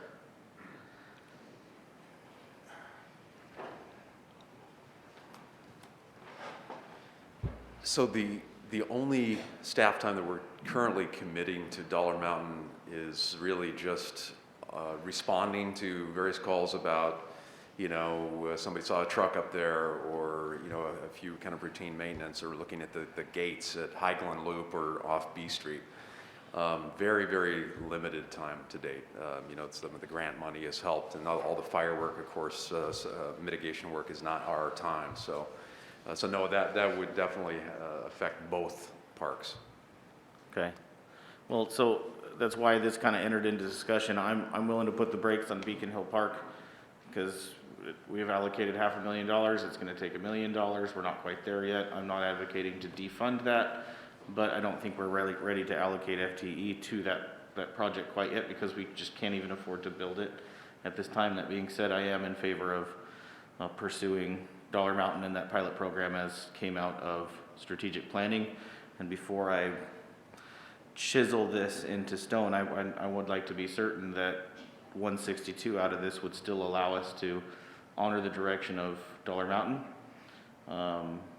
You know, can we still pursue Dollar Mountain with taking that out of the budget? Basically, that's just the core of the question right there. So we've recognized the workload, as all the PAVE reports have stated that we've gotten so far. We are understaffed in each division and department. They've all recommended it for us to have more FTE. We're not ones that want to try to get more FTE because we want to keep costs down. From a parks perspective, we are at a point we're starting to see that we are reaching our bandwidth with current staff in maintaining the parks that the community has come to desire and at the levels as they want. So if this line is put on there and we're not going to budget in 2 or 1 FTE in the parks, and if council wants to continue to do phase 1 of Dollar Mountain, well, that's great. We'll be 100% supportive. I'm just not sure how we'll manage all of the services that Parks currently has.